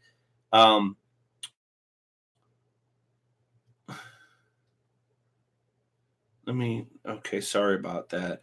Okay, so that's not from Aria Blake. Apparently we have a former member of the FWWC who wants to come on. Oh my goodness. Okay, so the Viper.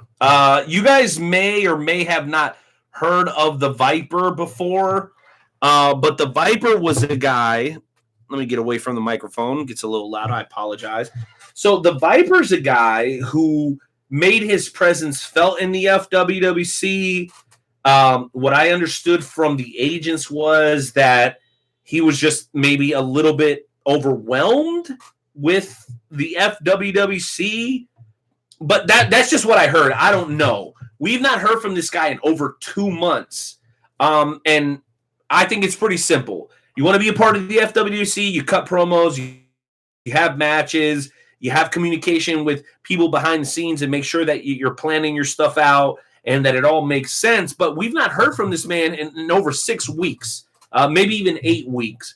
But all of a sudden, he's got some major announcement. And against my better judgment, I'm going to go ahead and bring him on the line here because I want to give him an opportunity to get it off his chest.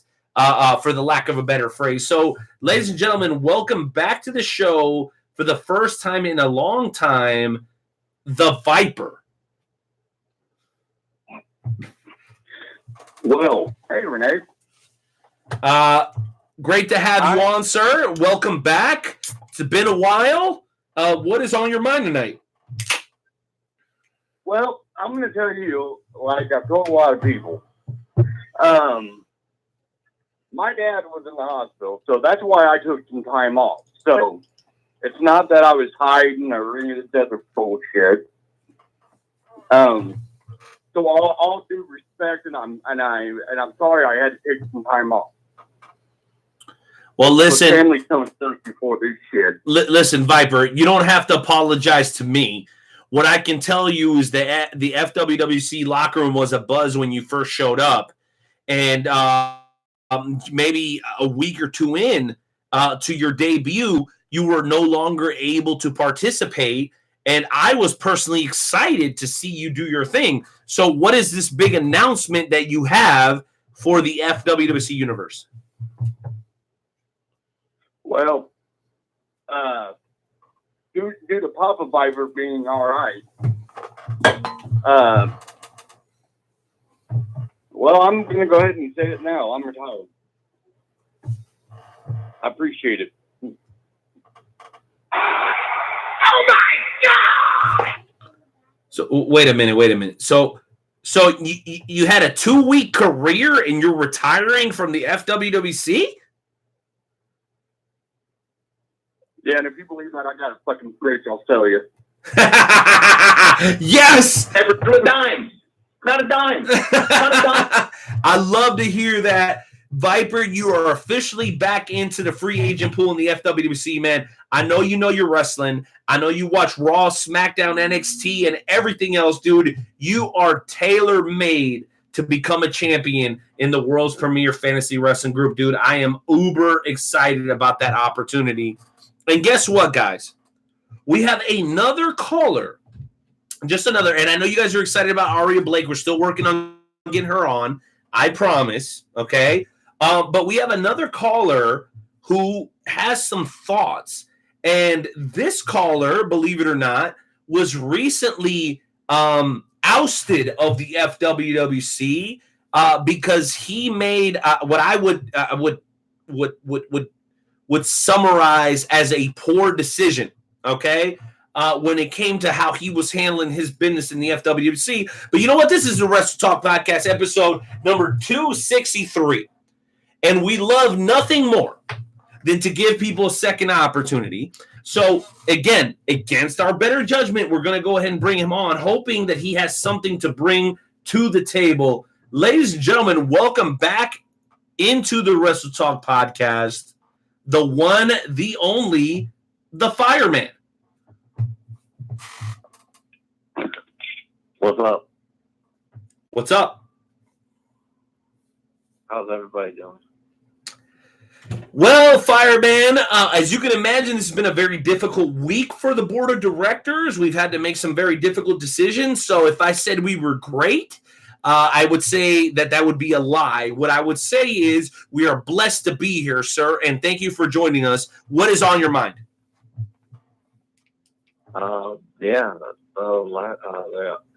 poor decision was actually something that it was just something that I got offended with my picture getting posted on the thing. And I didn't like that, but hey, it's all right. I forgive.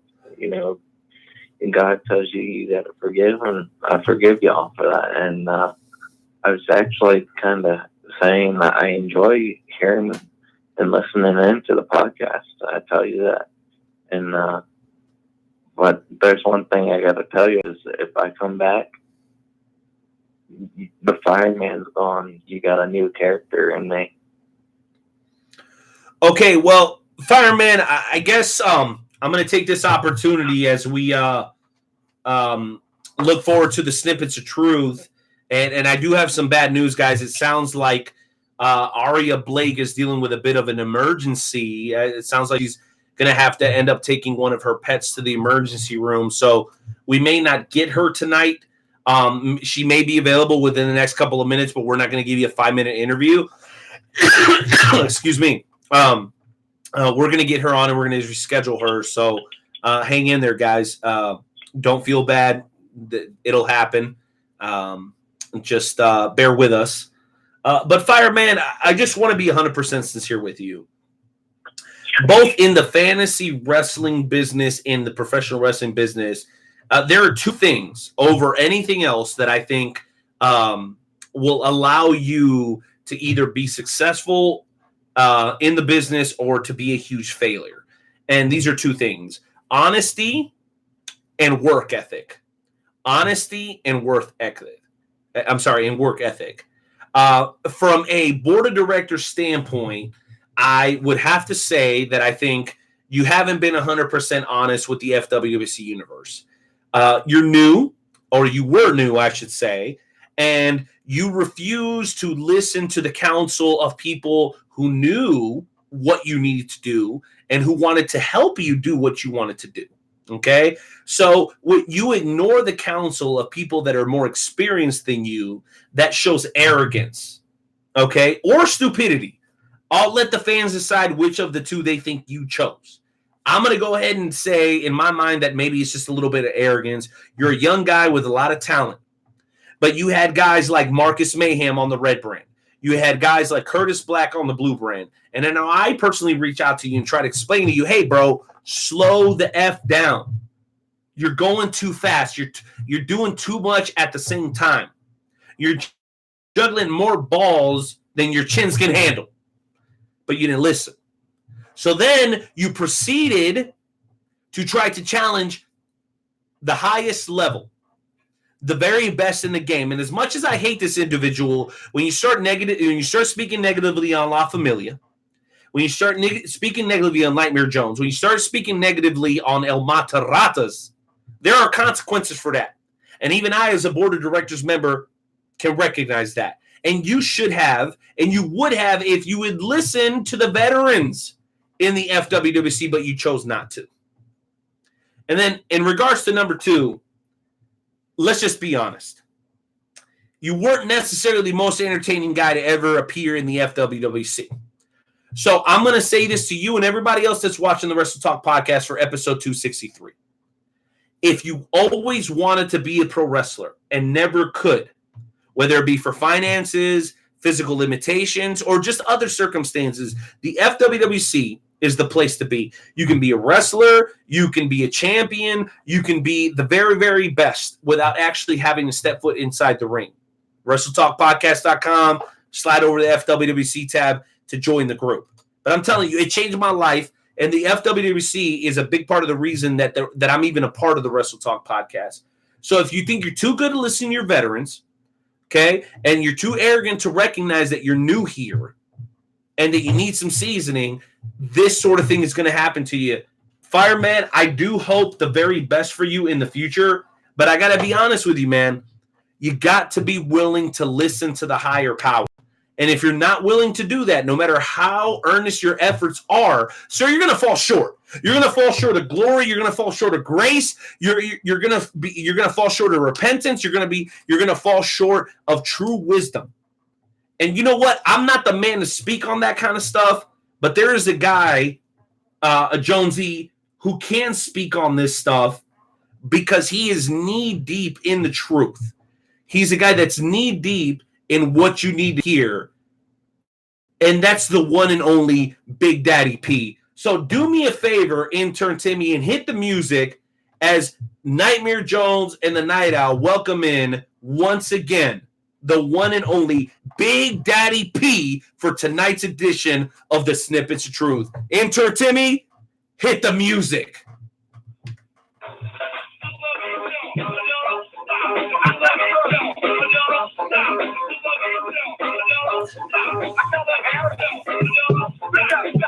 I gotta do what I gotta do. Look, so who the hell is you?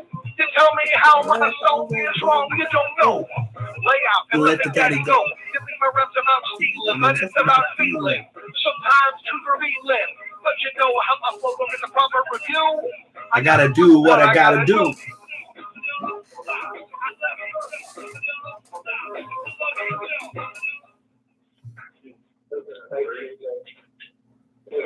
Big Daddy P! What's going on, my brothers? What's going on, sir? Oh, you know me, same circus, different tent.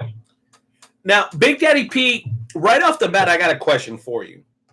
So, we were scheduled to have Aria Blake on the show today, who I'm a huge fan of, MLW's very own. She's tag team partners with Selena De La Renta. When you are in a situation where, like with 127 Pro Wrestling or Blue Sky or whatever it is that you're doing and things don't pan out the way you want them to, who do you turn to, Big Daddy P? Because I know sometimes I let my anger out in the wrong way. I take it out on my babies. I take it out on the old lady. Maybe I'll take it out on myself by self-medicating. But I want to know, what do you do, Big Daddy P, when you've got to jump over obstacles and overcome situations that you didn't necessarily plan for? Because tonight's lineup was tremendous, and Aria Blake, unfortunately, and I don't know if you heard this, Big Daddy P, one of her pets had to be rushed to the emergency room when she got home from work, and we understood it, and we dealt with that as best as we could, and thank you for the FWC for helping us compensate.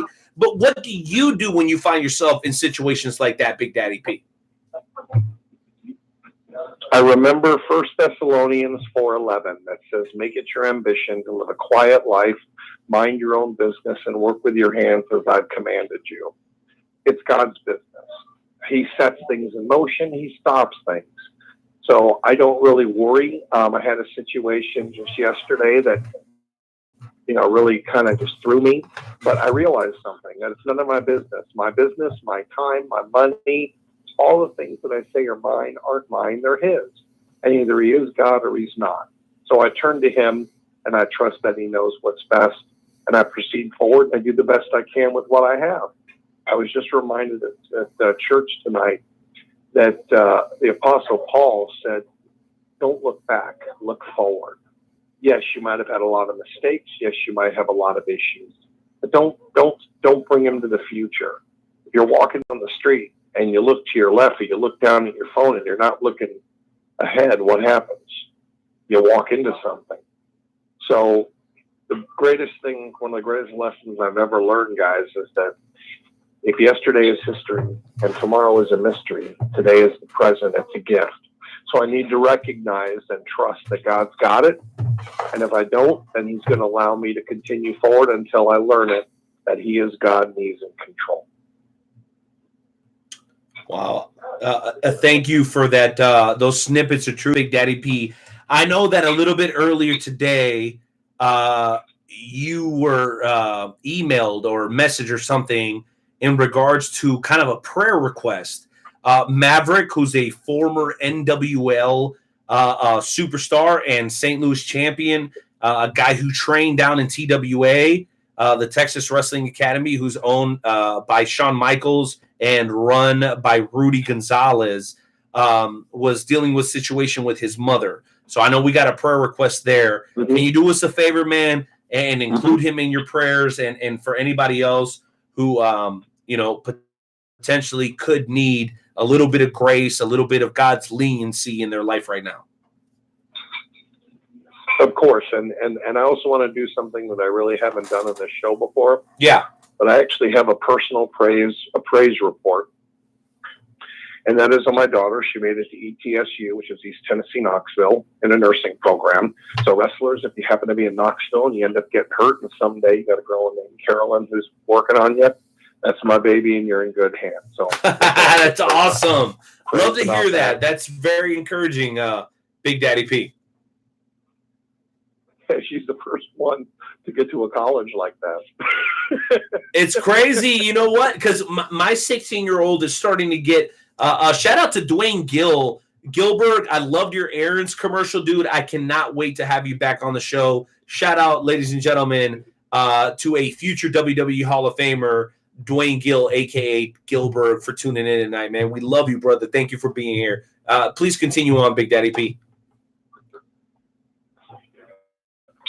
Anyway, so let's go ahead and let's pray for his mom, who is in need of back surgery. There's people that are here right now who are listening who have not submitted a request, but have a need. And so the reason why I take the time, however long it takes to get on this show, is to make sure that these things get answered. So let's take a moment. Father God, we thank you so much for your grace and mercy that you continue to bestow upon this country. A country, Father, that a large portion of this world wants to get rid of you. But we thank you that you've given us time to come before you tonight with these prayer requests, especially for his mother and the surgery. I also pray, Father, that you continue to strengthen those that are trying to recover from an injury. And for all those that are going to be wrestling this weekend, I pray that you watch over them. And Father, to that one person that's listening right now that might not know you, you've drawn them here tonight for a reason. And that reason is for them to realize that they do not control anything, that you do. And we will rely on you solely in all things. Our money, our jobs, our resources, it all belongs to you. And so I thank you that you've allowed us to be here tonight. I thank you for the show and for my brothers. Pray that you continue to open every door that needs to be opened for them, close every door that needs to be closed. And we love you. And we ask these things in Christ's name. Amen. And by the way, if you're wondering why I'm talking so low, I'm right in the middle of, what do they call this place? Buca de what? Buca de Pepo. Buca de Pepo. Yeah, it's great. It's the first time I've ever been here, man. Greatest. Dude, there is a plate of Alfredo in front of me right now. Listen. Stop yourself. You need to request real mozzarella. Buca de Pepo has the best mozzarella. You don't need anything other than a piece of bread and with a little bit of garlic butter on top of it, and a real slice of mozzarella cheese that will make your day. Jonesy, any thoughts for Big Daddy P tonight, man? Oh, just, it's always great to hear you call in, and it's always great to hear your inspirational thoughts, and it's just good to have you coming on to the show again. And don't forget, guys, 127prowrestling.com. Everything is kicking off. It's doing real well. We got a radio show starting up probably in the next day or so. I was going to start it tomorrow, but I've got a couple interviews that I still want to get done, similar to what y'all are doing. So looking forward to have you guys on the show as well. And I really hope someday that we can get you via the internet connected in so that you could meet the fans of 127 Pro Wrestling. So just know we got a big 27-foot video screen. That's where the guys are going to come out in front of with all their intros. But we can also do interviews. And I think what we need to do is on a Thursday night, we need to get you guys on to say hello to the crowd and let everybody say hello to you. And I thank you for what you guys doing, and I love it. But Big Daddy P, let's be serious here, okay? What we really need to get to is what you and Painter Dream Production are doing. We have promised the fans that at some point they were going to get a social media feed on the WrestleTalkPodcast.com. Yeah, we have not been able to do that yet. Let's do that tomorrow. No, let's do that tomorrow. Let's do that tomorrow. Maybe not at the crack of dawn, but maybe 8 or 9 a.m. Let's go ahead and get that done because, guys, if you don't already know this, not only is this man running Painter Dream Productions, not only is he running 27. Okay. He's also a very dear friend of mine, and he makes time for us every single Thursday. So, Big Daddy P, we're grateful to you, man. We're super happy for your daughter. We hope that she can use her talents to glorify the Lord. And, man, quite honestly, dude, I want to thank you because you've helped guide me not only politically but also spiritually. And I hope that anybody who's watching this show, including Gilbert, who thought this was a great segment, gets something out of it, because ultimately for us, you know what it's all about, man? It's about love, and it's about Christ's love. And you always bring that to the table, man. And I can never thank you enough for that, Big Daddy P. And you know what the best part is, Big Daddy P? Next week, we will be here and we'll be doing this again for episode 264, man. That's what makes me the most excited, that this is not a one-time deal. Next week, we'll be right back here, man, doing what we do, sharing those snippets of truth. That's it. Have an awesome night, guys. Good night, man. You too. Take care. Oh man, you know, Renee, talking about Gilbo, I'm gonna tell you a little story. This past, I guess it was a couple of weekends ago, I was at a CPW show. It was at, I call it Hillbilly Heaven, because everybody was literally driving golf carts. Like, they didn't drive cars, they drove golf carts. And at this show, the Barbarian was there, and Gilbert just showed up out of the blue. And you know, when I walked up to him and I introduced myself, he knew exactly who I was, and he remembered the podcast. Well, awesome. So awesome. Well, here's the thing with me, Jonesy, and I messaged one of the fans who's really seemed to enjoy the show tonight. Shout out to my man Jared, the fireman. He seems to really understand how important it is to have shows like this for the pro wrestling community, and it makes me happy to hear that. But, dude, there are guys who are just fans like Jared, or guys who have made an impact in the pro wrestling world, like Dwayne Gill, a.k.a. Gilbert. And you know what? I can appreciate guys like him. I can appreciate guys like Jerry Bostic. I can appreciate women like Aria Blake. I mean, I know she was just as excited as we were for tonight's show. But when you have a family emergency, and listen, I have a 1.5-year-old pit bull, okay? And those pets become family. And if you've never had a pet before, then maybe you don't understand it. But if you have, especially a dog, you understand. Those pets become family, and no interview, no booking, no professional emergency is going to stop you from doing what you need to do to make sure you take care of your family. And I respect that. And there's a reason that we don't call the people of the supporters of the Wrestle Talk podcast fans. We don't call them friends of the show. We don't call them supporters of the show. We call them Wrestle Talk fam. FAM, Wrestle Talk fam of the Wrestle Talk cast. And the reason we do that, Jones, is because when it's family, it's personal. And whenever anybody logs onto the show and taps the thumbs up or the heart, or they retweet or share, or they show us some love on Instagram, dude, to me, it means like a hug. It's like a high five, or it's an endorsement from somebody within your own family. And for me, as long as we continue to get that, even on the smallest level, we will continue and push forward towards episode 300 of the Wrestle Talk podcast. I don't care about viewership.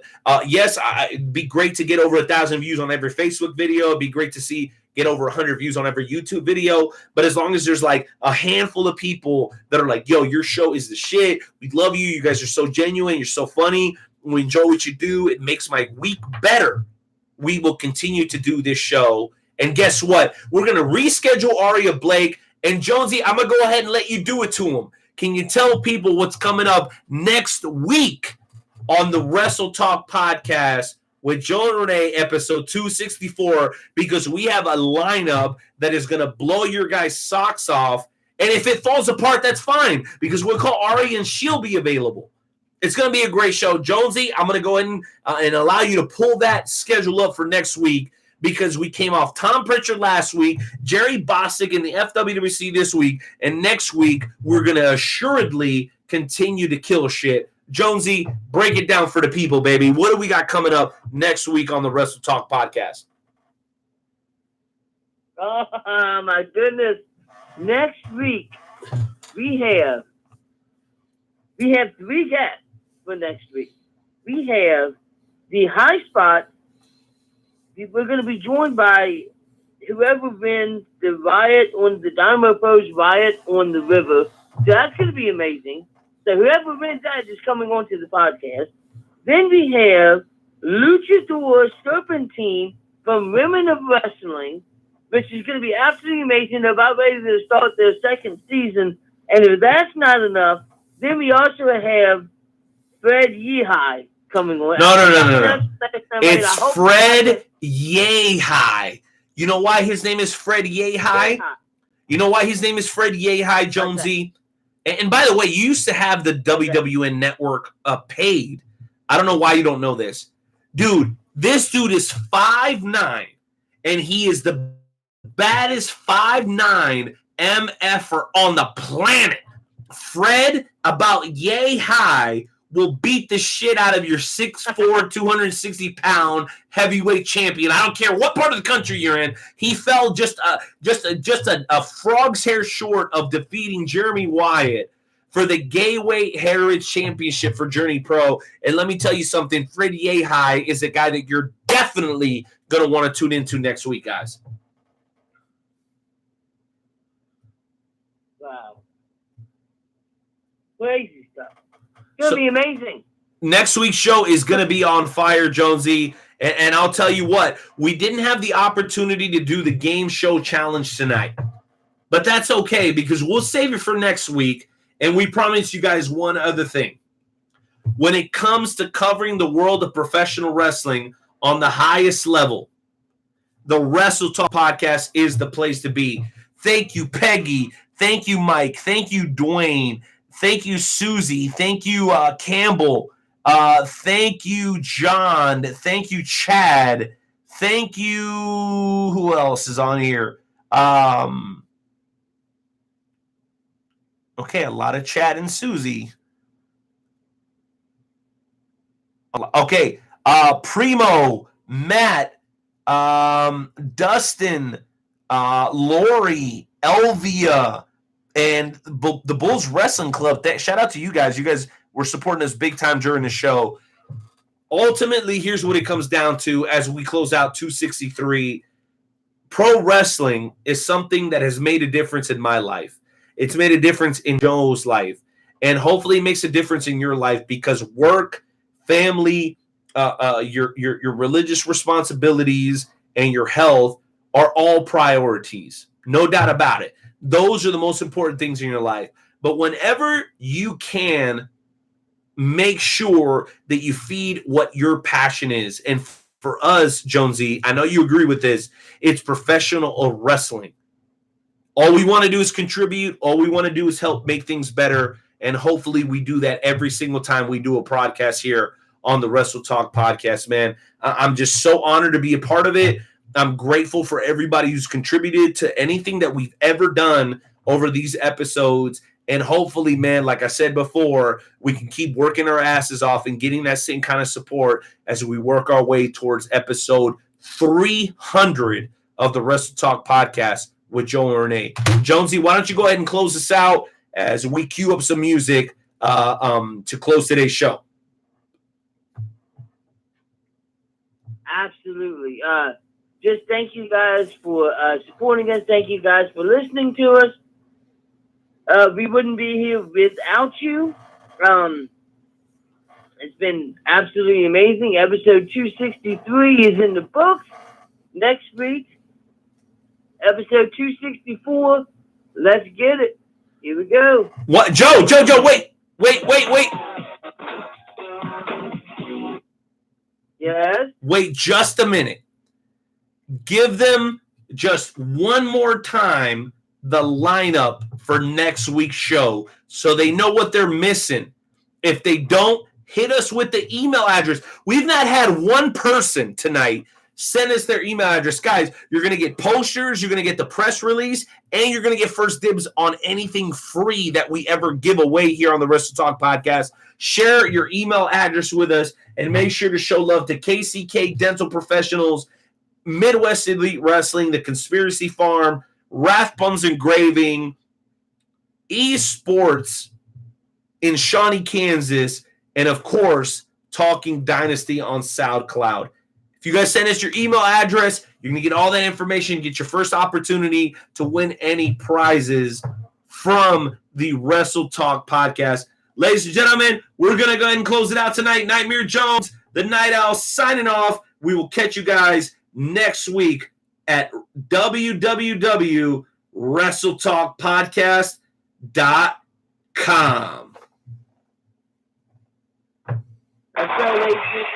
Oh, can you see by the dawn's early light what so proudly we hailed at the twilight gleaming, whose spots rise and bright stars through the perilous sand. Oh, the realms of the weak ones were so gallantly streaming. And like in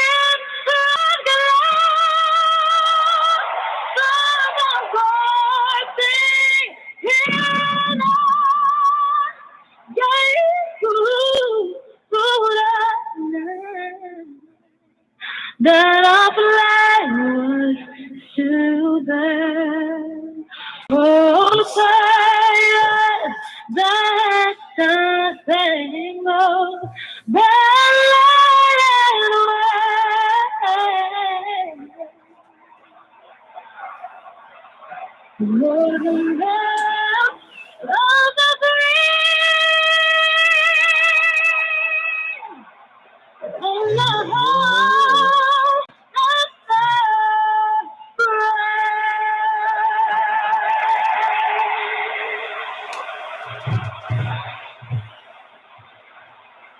So before it's time to take those earplugs out, it's all yours. Until next week, peace. Peace! Thank you for using Blog Talk Radio. Goodbye.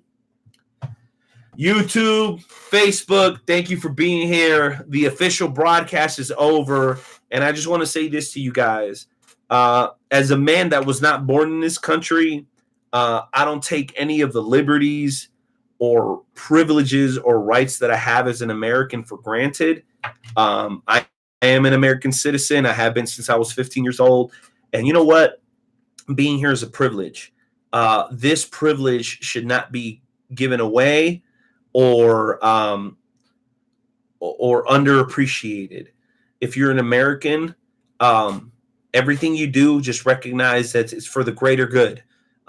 If you're working hard to provide for your family and to teach your kids what hard work is and to show them and explain to them how important sacrifice is, I commend you. We commend you here on the Wrestle Talk podcast. Continue to do that. Hopefully you enjoy what we do here as a form of entertainment. But if you do or you don't, just know that it isn't about your entertainment. It's about giving back. As President John F. Kennedy once said, do not ask what your country can do for you. Ask what you can do for your country. It's one pillar, one brick, one cornerstone at a time. If you want to make sure this country is great for a long time, make sure you do your part. Volunteer, donate, and make sure you support liberty and justice for all. We love you guys. Have a great night. This is the Night Owl signing off for episode 263 of the Wrestle Talk podcast with Joe and Renee. Have a great night, everybody. Peace.